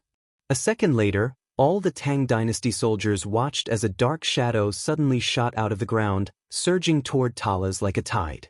In a flash, the Arab cavalry seemed to be covered in a layer of mysterious black fog, fusing with each other and making them difficult to identify. Brum. The 400,000 Arab cavalry surged forward like an avalanche, their speed exploding as they charged toward the Tang soldiers. They were traveling with incredible speed. At the start, they were still 6 li away, but in the blink of an eye, they had crossed several thousand feet and were still rapidly advancing. Buzz! Wang Chang's eyes widened at this sight. So fast. Abu Muslim's army could never advance at such a terrifying speed. Wang Chong was sure that this was the army of that Arab war god Qutayba. What powerful strength! Wang Chong looked forward, his expression extremely solemn. This charge was so concentrated that it was almost tangible. Just this point alone was enough to surpass the vast majority of armies in this world, and not even Abu Muslim's army could compare. Wang Chong! At this moment, a voice rang out in his ear. Cheng Qianli had stopped his horse at Wang Chang's side, his eyes focused on a certain place in the sky, his expression extremely grave. Wang Chong followed his gaze and saw that the Arab army had been shrouded in shadows at the start, but now, an invisible energy seemed to engulf the world, creating a sandstorm. This was clearly a powerful army that had simultaneously cultivated some kind of powerful technique and raised it to the limit to produce an illusion. The enemy we're facing this time is probably even stronger than we imagined. Cheng Qianli muttered. In his many years of campaigning in the western regions, Cheng Qianli had seen many powerful armies, but none of them, not even the Western Turks or the Uzan, had ever displayed such astonishing momentum. From a certain perspective, this was already similar to the formation phenomena of cavalry formations. We've all underestimated Arabia. The Tang dynasty has always limited itself to the borders of the Central Plains and never paid much attention to Arabia. We know far too little about them. This empire is far more difficult to deal with than we imagined. Cheng Qianli grimly said. It wasn't that the Tang dynasty had never interacted with Arabia, but their interactions were mostly economic and trade. A caravan would take a long time to transport goods, a round trip taking at least 6 months. As for those chubby and charmingly naive Arab merchants in the capital, they only knew that they were extremely wealthy and had access to corals, agates, jade, gems. The Tang dynasty knew almost nothing about Arabia. Arabia, on the other hand, had a much greater understanding of the Tang dynasty. Arab caravans could enter the Tang dynasty, but Tang dynasty caravans could rarely enter Khorasan, much less Baghdad. I also cannot escape the blame for this matter. As the Anshi Protector General, I patrol the western regions for many years, but I only have a limited understanding of Arabia, much less anyone else. After a long period of silence, Gao Xianji sighed, a look of self-blame on his face. There were many reasons why Gao Xianji had not gone to gather information on Arabia in his 10-some years of guarding the western regions. The power structure of the western regions was complex, and suppressing the kingdoms of the western regions had consumed far too much of his energy. Moreover, Arabia and the Tang dynasty were far apart, and there were many small kingdoms in between. But no matter what, these were all excuses. After this battle, whether we win or lose, if we are lucky enough to survive, I will definitely submit a memorial to the imperial court and think of a way to expand the horizons of the Tang people of the Central Plains so that they can see the world beyond the Central Plains and gain a greater understanding of Arabia and the other kingdoms. Gao Xianji sternly said, Lord Protector General, now is not the time to talk about this. It won't be too late to talk about it after we defeat the Arabs. Moreover, the Arabs aren't that strong. Wang Chong suddenly said, his eyes suddenly turning profound. The Arabs truly were powerful, but the Tang dynasty was not an opponent that Arabia had ever encountered. No matter what, we must win this battle. Chapter 1063. Ready! Wang Chang's order was quickly followed by the creaking of gears. At the very front of the defense line, in the second line of the army, the ballista soldiers got down on one knee and began to load ballista bolts into the ballista with extremely practiced movements. At the same time, the soldiers in front of the steel wall began to push the bolts into the front of the beehives. Boom, boom. The shield-wielding soldiers at the very front leaned forward, their left feet resting on their shields while their right feet straightened. Stellar energy flowed through their meridians as they began to build up strength. At almost the same time, clang clang clang. Cold blood-red light flashed through the black storm as the Arab cavalry at the very front pulled out their weapons. These were dark red Arabian scimitars, each one more than 3 feet long. They were twice the size of a normal Arabian scimitar, but they were also twice as heavy. The Crimson Moon scimitars. These were the weapons used by the Crimson Moon vanguard of Qutayba's first line. These weapons had been forged by the best Arabian smiths for 3,000 days and nights, adding in many precious metals in between to create these weapons. These weapons were extremely heavy and required enormous arm strength to use. Moreover, these weapons had been used by many Arab armies, but it was the first line under Qutayba's command, the Crimson Moon vanguard, that was able to display their full power and make them famous in Arabia. Each soldier of the Crimson Moon vanguard had been carefully selected for their outstanding arm strength. In their hands, the heavy Crimson Moon scimitars were as easy to wield as their own limbs, and they were able to bring out the bloodthirsty nature of the Crimson Moon scimitars. It was precisely for this reason that Qutayba valued the Crimson Moon vanguard even more. Whenever he attacked a city, he would often send out the Crimson Moon vanguard as the first wave.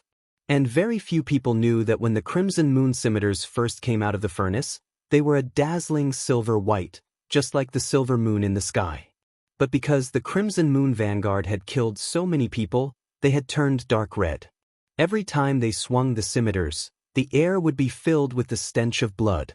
This thick and suffocating stench of blood could also cause immense pressure to opponents with weak willpower. Kayo! With the Crimson Moon vanguard leading the charge, countless savage Arab cavalry charged toward the first defense line. 30,000 zhang, 20,000 zhang, 1,000 zhang, the countless Arab cavalry crashed into the Tang dynasty's steel defense line like a massive wave. Rumble! In that instant, heaven and earth shattered, and all of the steel city walls began to tremble. Even though Zhang Shouji had used tens of thousands of kilograms of iron and rocks to reinforce the walls, the entire steel wall still couldn't help but tremble violently. Buzz! As the vast Arab army crashed into the Tang dynasty's defense line, Wang Chang's eyes flashed with cold light and he stomped his foot down. Hong! That stomp seemed to weigh over 10,000 kilograms, and the entire ground was unable to endure such a terrifying force, causing it to tremble violently like a great wave. In a flash, a white ripple shot out from Wang Chang's foot and assailed the entire Arab army. Bzz. Time seemed to stop. As countless people watched, the sandstorm that had engulfed the Arab army and concealed them instantly vanished. And under the feet of the Arabs, that shadowy wave-like figure on the ground also vanished. Boom! There was a heaven-shaking boom as the Crimson Moon vanguard bore the brunt of the attack, the halos beneath their feet shuddering. In a flash, the light was extinguished and the effect of the war halo was halved. Behind the Crimson Moon vanguard, the tens of thousands of Arab cavalry were even more affected. In the blink of an eye, the halos extending from the feet of these hundreds of thousands of Arab cavalry began to flicker like candles in the wind under the effects of the bane of the battlefield halo. In the neigh, war horses neighed, and the orderly Arab army instantly fell into chaos. How could this be? In the rear of the army, the eyes of the Arab soldiers guarding the rear almost popped out of their sockets at this sight. In their long history, they had never encountered such a situation. It's that Tang people commander. Beneath the banner of the Nile, Governor Osman's pupils constricted as he grimaced. His eyes were like torches, and in a flash he had grasped that the root of the problem lay in the young Tang commander behind the steel wall. Interesting. To think that there would be such an ability. After his initial shock, Mamluk Commander Aibak licked his lips, an amused look on his face. The Mamelukes were not only obsessed with defeating their strongest foes, but also extremely interested in enemy commanders with special abilities. This ability is very special, but it's not impossible to deal with. Leave this person to me. At this moment, Governor Osman's eyes flashed with cold light as he attacked. Boom! An enormous energy exploded from Osman's body and soared into the sky. At the same time, there was a metallic clatter and a halo of thick and pitch-black steel began to radiate out from Osman's feet, spreading to the feet of every Arab soldier. The chaos caused by the weakening of the halos was quickly pacified, and everything returned to its original state. An insignificant trick.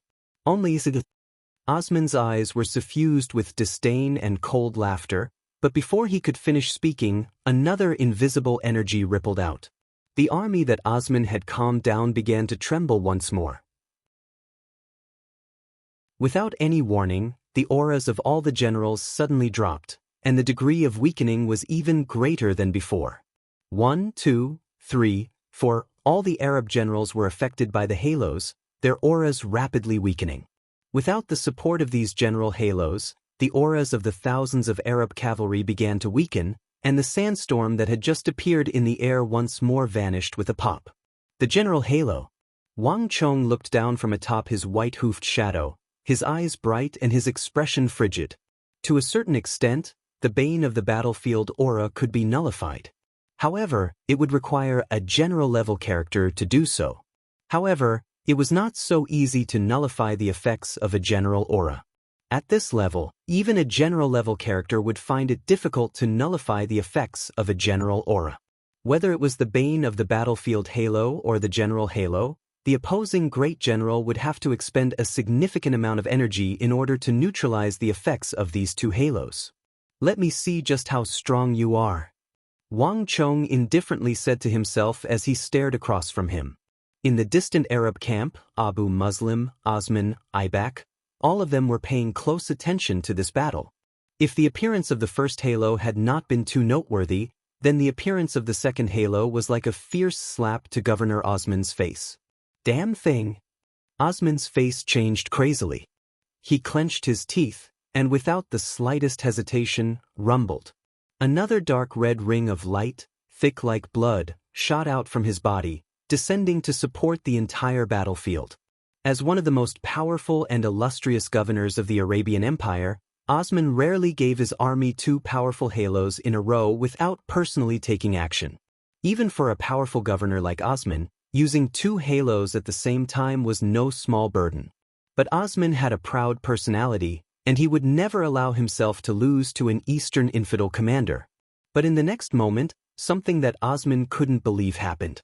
Under the support of the second halo, all of the generals' auras suddenly rose by a level. But it was only a level. They still hadn't returned to their original state. "This is impossible." At this moment, even Ibak grimaced. He had known Osman for a long time and knew just how powerful he was. Osman might not be as strong as the governor of War Qutayba or the governor of Iron and Blood Abu Muslim, but other than top-class governors, he had very few opponents.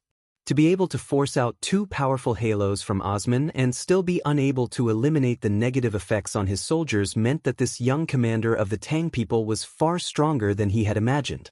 "Osman, I'll help you." Ibak's eyes flashed with cold light as he suddenly attacked. Boom! Ibak's body paused for a moment, and in a flash of light, a silver-white halo as thick as water began to spread across the battlefield.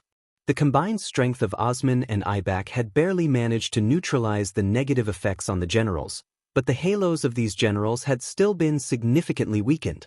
Wang Chong's battle with Osman and Ibak seemed to last a long time, but in reality, only a few moments had passed. In front of the steel defense line, the two armies had already clashed. "Release!" A youthful and icy voice resounded over the battlefield. Chen Bin stood upright on a transport carriage with ballistae mounted on it, his sword swinging down. Boom, boom, boom. The earth roared as black ballista bolts shot forward like furious dragons, bursting with destructive energy as they pierced through the air and into the Arab army. Bang, bang, bang. Ballista bolts pierced through flesh, each one accompanied by the whinnying of horses and the screams of Arab soldiers. In just one volley, 6,000 to 7,000 Arab cavalry had fallen to the ground along with their horses. Behind them, the dense horde of Arab cavalry charged over and trampled over them. Those Arabs who were still breathing were instantly killed by the trampling of the war horses. In the first phase of the battle, the Tang dynasty had won, but they had also paid an enormous price. Tens of thousands of soldiers had died and countless weapons had been destroyed, including the ballistae that the Tang dynasty was so proud of. After the war, even though Zhang Shouji and the others had done their utmost to repair the 3,000 some of the powerful Tang dynasty ballistae, they had only been able to assemble a little more than 1,000 Tang dynasty ballistae. The sharp decline in the number of ballistae had forced Chen Bin to change his strategy. Chen Bin had waited for a long time for this volley, choosing not to fire as he usually did. Instead, he waited for the moment when the soldiers were the most concentrated and fired from the most optimal angle. In Ney, warhorses neighed. As more than 7,000 Arab cavalry were shot down, the rest of the cavalry in the rear began to charge forward, causing an even greater disturbance. Chapter 1064. Release! Release! Release! Chen Bin's eyes were resolute as he swung his sword again and again, the angle and position of each shot having been rehearsed and calculated in his mind. Ever since he had been captured by de Wissely, Chen Bin seemed to have been washed clean and tempered by fire. He had become more composed, stronger, and more like a general. Although there were only 1,000 Tang dynasty ballistae in Chen Bin's hands, the power they could display could not even be mentioned in the same breath as before. Amidst the howling winds and neighing warhorses, row after row of Arab cavalry were felled. But even so, not even the fiercest of attacks could stop the advance of the Arabs. As the ballistae attacked, the countless Arab cavalry roared and charged like a storm against the Arab shields. Boom boom boom. The clattering of metal seemed capable of rupturing one's eardrums. Kill! Kill these infidels! The earth rumbled and the gloomy sky glimmered with cold light.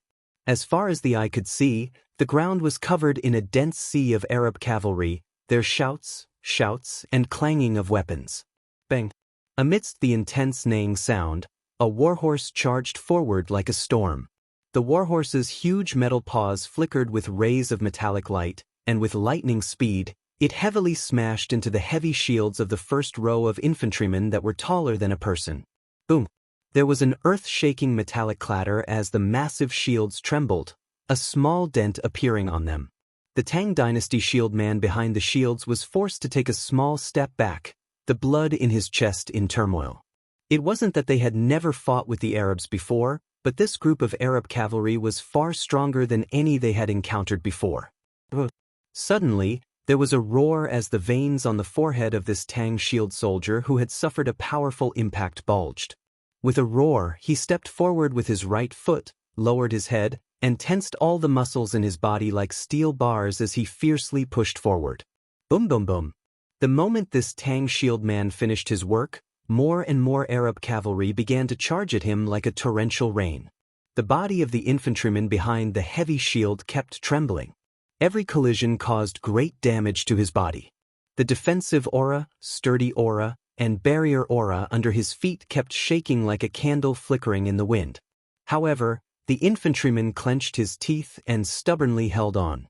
No one who had survived this long in battle was weak. Even though his opponents were powerful, this veteran shield man of the Tang dynasty was still able to rely on his rich experience to firmly hold off the frenzied barrage of attacks. Kill! At almost the same time, cries filled the air. At the other positions of the first defense line, tens of thousands of Arab cavalry covered the sky as they launched an all-out assault on the Tang defense line. Translated by Hypersheep 325. The soldiers that Qutayba had brought from the northern war zone were unimaginably powerful. Even though Wang Yan's infantry had been tempered by fire for so long and possessed such formidable defenses that not even Abu Muslim's army could break through, they had finally met their match. Boom! There was a sound of impact, followed by the clang of metal and the screams of soldiers. Behind the defensive line, a veteran shield-bearer under Wang Yan's command was thrown high into the air along with his shield, flying towards the rear of the army. A gap had appeared in the tight defense line. Up! The eyes of the elites of the Crimson Moon Vanguard flashed with cold light as they noticed this sight. 3 high-ranking warriors of the Crimson Moon Vanguard immediately changed directions and galloped off in 3 different directions. Behind them, the other cavalry of the Crimson Moon vanguard had also sensed this opening. Almost instinctively, they converged into a torrent of steel and charged toward the gap left behind by the Tang shieldman in the arrow formation. As Kataba's experienced and capable vanguard, the soldiers of the Crimson Moon vanguard had all been trained to an extremely high level. On the intense battlefield, each soldier could keenly sense an opening in their foe's defense and gather together to widen the gap. This was also the reason why the Crimson Moon vanguard had been used by Kuteba as his vanguard to repeatedly tear through the enemy defense line. Buzz! Wang Yan's eyes widened at this sight, and he grimaced. Although this was only the first wave of contact, Wang Yan and all the soldiers under his command immediately felt a strong pressure. These new Arab soldiers were completely different from the ones that had arrived before. They were far more aggressive and aggressive. Second column. Clang, without the slightest hesitation, Wang Yan suddenly unsheathed his sword and gave the order, and his expression became extremely solemn at this instant. He did not dare to be careless in the face of these Arab cavalry. "Roar, let me." Not long after Wang Yan gave the order, a roar came from the second column. A tall and sturdy backup shield soldier suddenly shouted loudly. His body suddenly lowered, and like a tiger or leopard he held the heavy shield in his hands, and with a few strides he fiercely charged forward. Boom! The heavy shield struck the charging Crimson Moon vanguard, striking the chest of his warhorse and sending it flying with a cry of alarm from Ney. "Western barbarians, scram for me!" the sturdy shieldman bellowed. Without dodging, he crouched down and charged at the 3 Crimson Moon vanguards charging from the rear. In an instant, the wind howled, and 3 Crimson Moon vanguard warriors were caught off guard. When they were hit by the giant shield, it was as if they had been hit by a cannonball. Their bodies trembled as they were knocked out of the first defense line. The tremendous force even caused one of the Crimson Moon vanguard warriors to lose his balance. "Open for me!" In the blink of an eye, the tall and strong shield-bearer raised his shield up high and then slammed it down heavily. The leg of the shield was inserted into the ground, and his body leaned forward. His legs spread out, firmly pressing against the heavy steel shield that weighed several hundred kilograms. At the critical moment, he quickly patched up the gap that was opened. Shield guard. Wang Yan had inherited the Wang clan's art of war. Everything he did had its rules and regulations, upholding strict order. The infantry defense was like a fortress, and the fortress's safety did not rest on the shoulders of a single person, but on layers of soldiers. Once there was a major gap, the infantrymen at the rear would immediately react and quickly fill in the gap. Like this, the whole army was like a fortress, and there was no possibility of it collapsing. This was also one of the characteristics of the era when infantrymen dominated. In this aspect, the infantrymen led by Wang Yan could be said to be true soldiers of 100 battles. And the infantrymen used to deal with these special situations were the shieldmen, which was specially set up by Wang Yan. Just as the shieldmen rushed forward to fill in the gap, countless warhorses surged forward. The dense horseshoes were raised high and stomped heavily on the shield, but all of them were blocked. Then a cold light flashed, and sharp Crimson Moon scimitars slashed down like a storm, constantly chopping down on the heavy steel shield. There was a series of ear-piercing metal clangs as the heavy Crimson Moon scimitars chopped down, leaving sharp marks on the heavy steel shield. Hiss! Seeing this, all the shieldmen of the Tang dynasty couldn't help but feel their eyelids twitch and their expressions changed. The shieldmen stood at the very front of the army, the lifeline of the army. As the basic equipment of shieldmen, the most basic requirement was that they be tough, dense, and difficult to destroy. Thus, all the heavy shields were made from the best materials. For these unique red scimitars to be able to leave such deep marks on the steel shields showed how sharp they were. "Everyone, hold on." Order after order was issued, and at this moment, every shieldman was under an inconceivable pressure. But as the most experienced and battle-hardened unit of the Arabian Empire's north, the Crimson Moon vanguard had far more tricks up its sleeves. Nay! Behind the Crimson Moon vanguard, a Crimson Moon cavalry with a red saber and shield emblem on their chest suddenly pulled on their reins. Their cold eyes stared ahead as they lowered their bodies. Suddenly, they charged forward in a short distance, their speed soaring to the limit. Rumble! Under the gazes of countless onlookers, the warhorses of these special Crimson Moon cavalry stomped on the backs of the horses in front of them and suddenly leapt high into the air. As countless Tang soldiers looked on in shock, they flew over the high shields and steel walls, descending like a divine soldier into the Tang army behind the defense line. Translated by Hypersheep 325. Rumble, rumble, rumble. An earth-shattering explosion sounded out.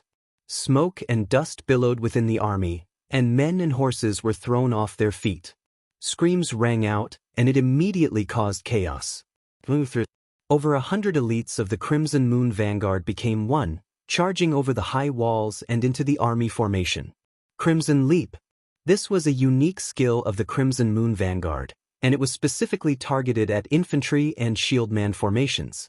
The Tang dynasty was not the first empire the Crimson Moon Vanguard had encountered to use infantry formations and massive shields. In the countries conquered by the governor of war, Qutayba, they had encountered far too many such formations. The Crimson Leap was used to break through the shieldman formation. For this reason, Qutayba had even equipped the warhorses of the Crimson Moon Vanguard with thick armor to protect their bellies, which were the most vulnerable to the Crimson Leap. Kill them! At this moment, a roar came from the center of the formation. Wang Chang's big brother, Wang Fu, stood in the middle of the formation, his expression cold and resolute. In a flash, countless axemen formed groups of 10 some, working together to surround the Crimson Moon Vanguard. Before the Crimson Moon Vanguard could cause chaos, they had surrounded them.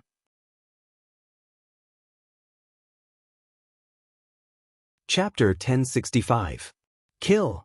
From all directions, countless sabers and axes flashed with a cold light, and at the same time, they chopped down at an astonishing speed. Even the Crimson Moon Vanguard couldn't help but grimace in the face of this incredible reaction and teamwork. As the vanguard under Qutayba's command, they had encountered many powerful foes, but no matter how powerful they had always been able to create a considerable amount of chaos in the enemy ranks, creating opportunities for the army in the rear. But these Tang people from the east were completely different from any opponent they had encountered before. Although their warhorses had charged through the defense line, they had been surrounded in less than a second, unable to use their charge.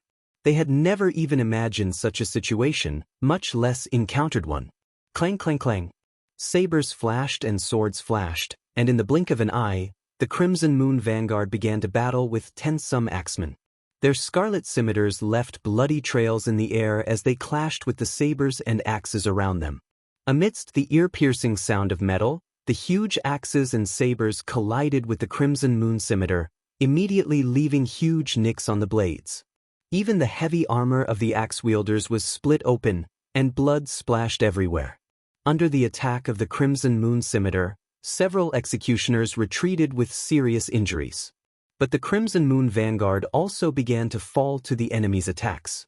The governor of war, Qutayba, clad in golden armor and shrouded in golden light beneath the blazing infernal flame banner, couldn't help but frown, but he said nothing. At the same time, far away, Wang Chang's eyes were also twitching.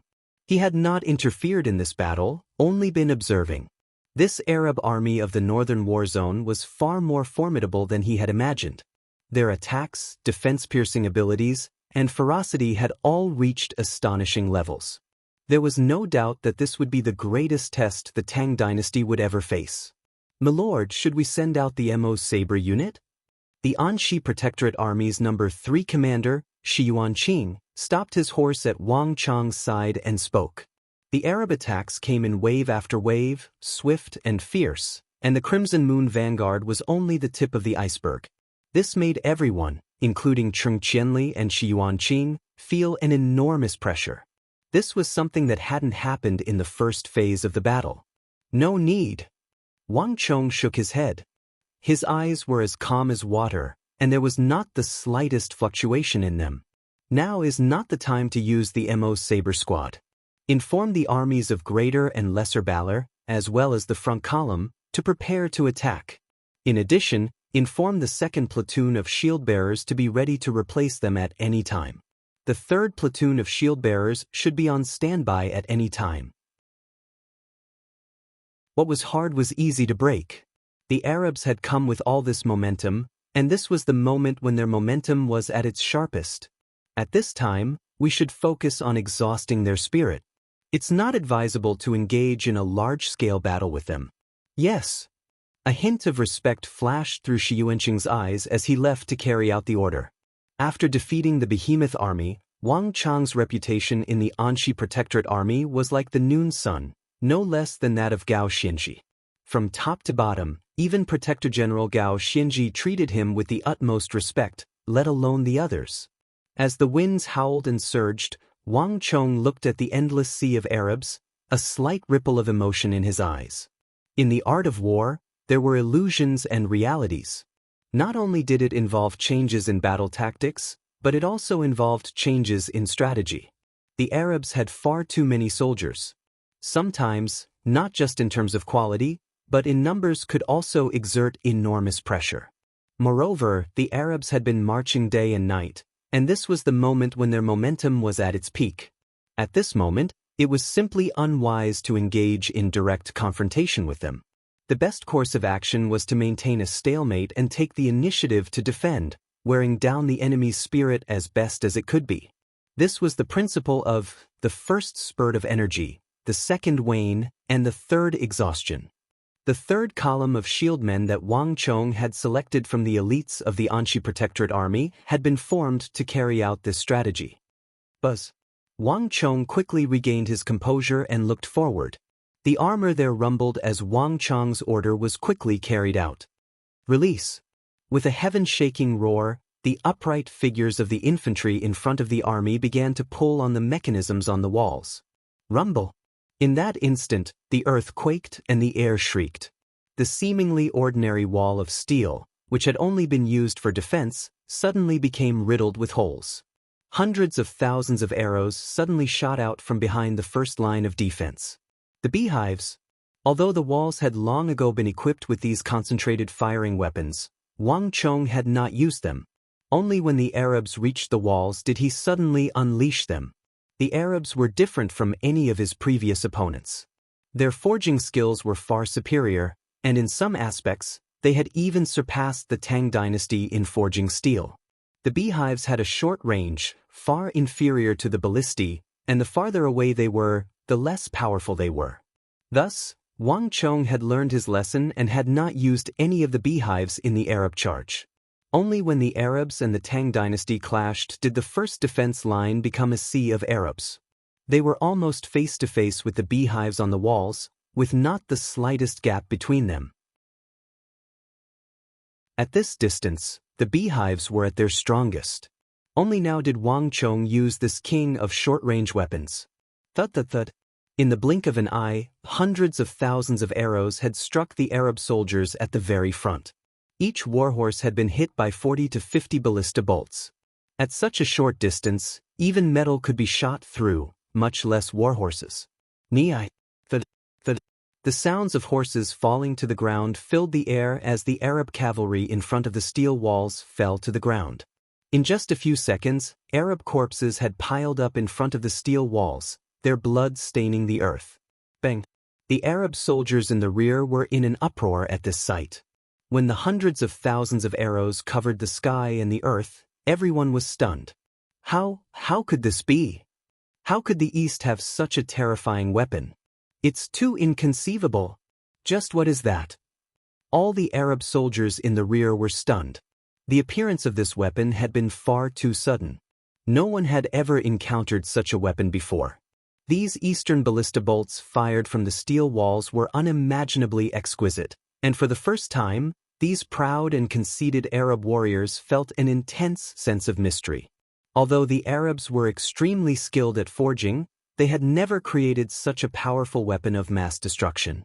The Arab soldiers who had been transferred from other war zones in this Eastern expedition had originally viewed this so-called Eastern world, this so-called Tang dynasty, with a lofty attitude. But after seeing these things, the last bit of arrogance in their hearts had dissipated. No matter what the truth of these Tang Dynasty people was, there was one thing that could be confirmed. These Tang people of Talas were definitely a formidable foe that could not be underestimated. How could this be? Abu Muslim, why didn't you mention this in your reports? Governor Osman of Cairo finally couldn't help but ask under the black banner of the Nile. Abu Muslim said nothing, but Ziyad had an embarrassed look on his face. In truth, he had already given them all this information on the Tang dynasty in his letters, but Osman, Aibak, and Qutayba had all been too conceited and arrogant to carefully read them. In the end, these governors had never fought with the Tang dynasty, so no matter how detailed the letters had been, they could not compare to experiencing it for themselves. On the other side, Osman was startled by the two's reactions. However, he quickly recovered from his shock and became speechless. Even the strongest weapon can't replace soldiers. It's just a measly 60,000 soldiers. If we send even more soldiers, I don't believe that they can make much of a splash. Aibak's voice came from the rear. Arabia had never been a country that cherished the lives of its soldiers.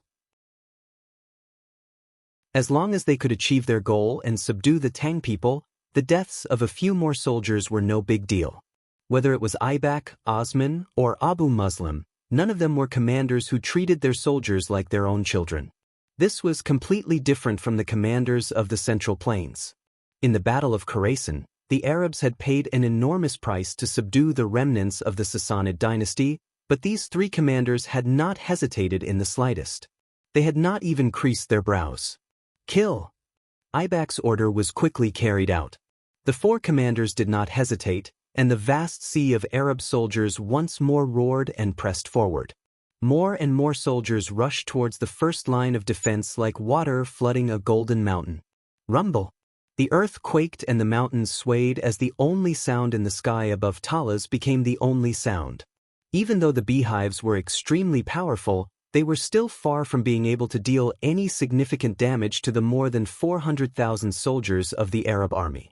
Bang bang bang! Countless Arab soldiers pushed through the attacks of the beehives and charged forward. Not only that, the cavalry within the ranks of the Arab army swiftly responded. With a thump, the Arab corpses on the ground were tossed into the air by the cavalry and smashed into the spikes of the steel walls. You're tuning in to the Passion Pages YouTube channel. We're so grateful for your support, and don't forget to subscribe to join us on this incredible journey through captivating stories. Your generosity through donations truly makes a world of difference, as it's the primary source of revenue that allows me to expand and enhance this channel for you. Thank you from the bottom of my heart for being a part of this adventure.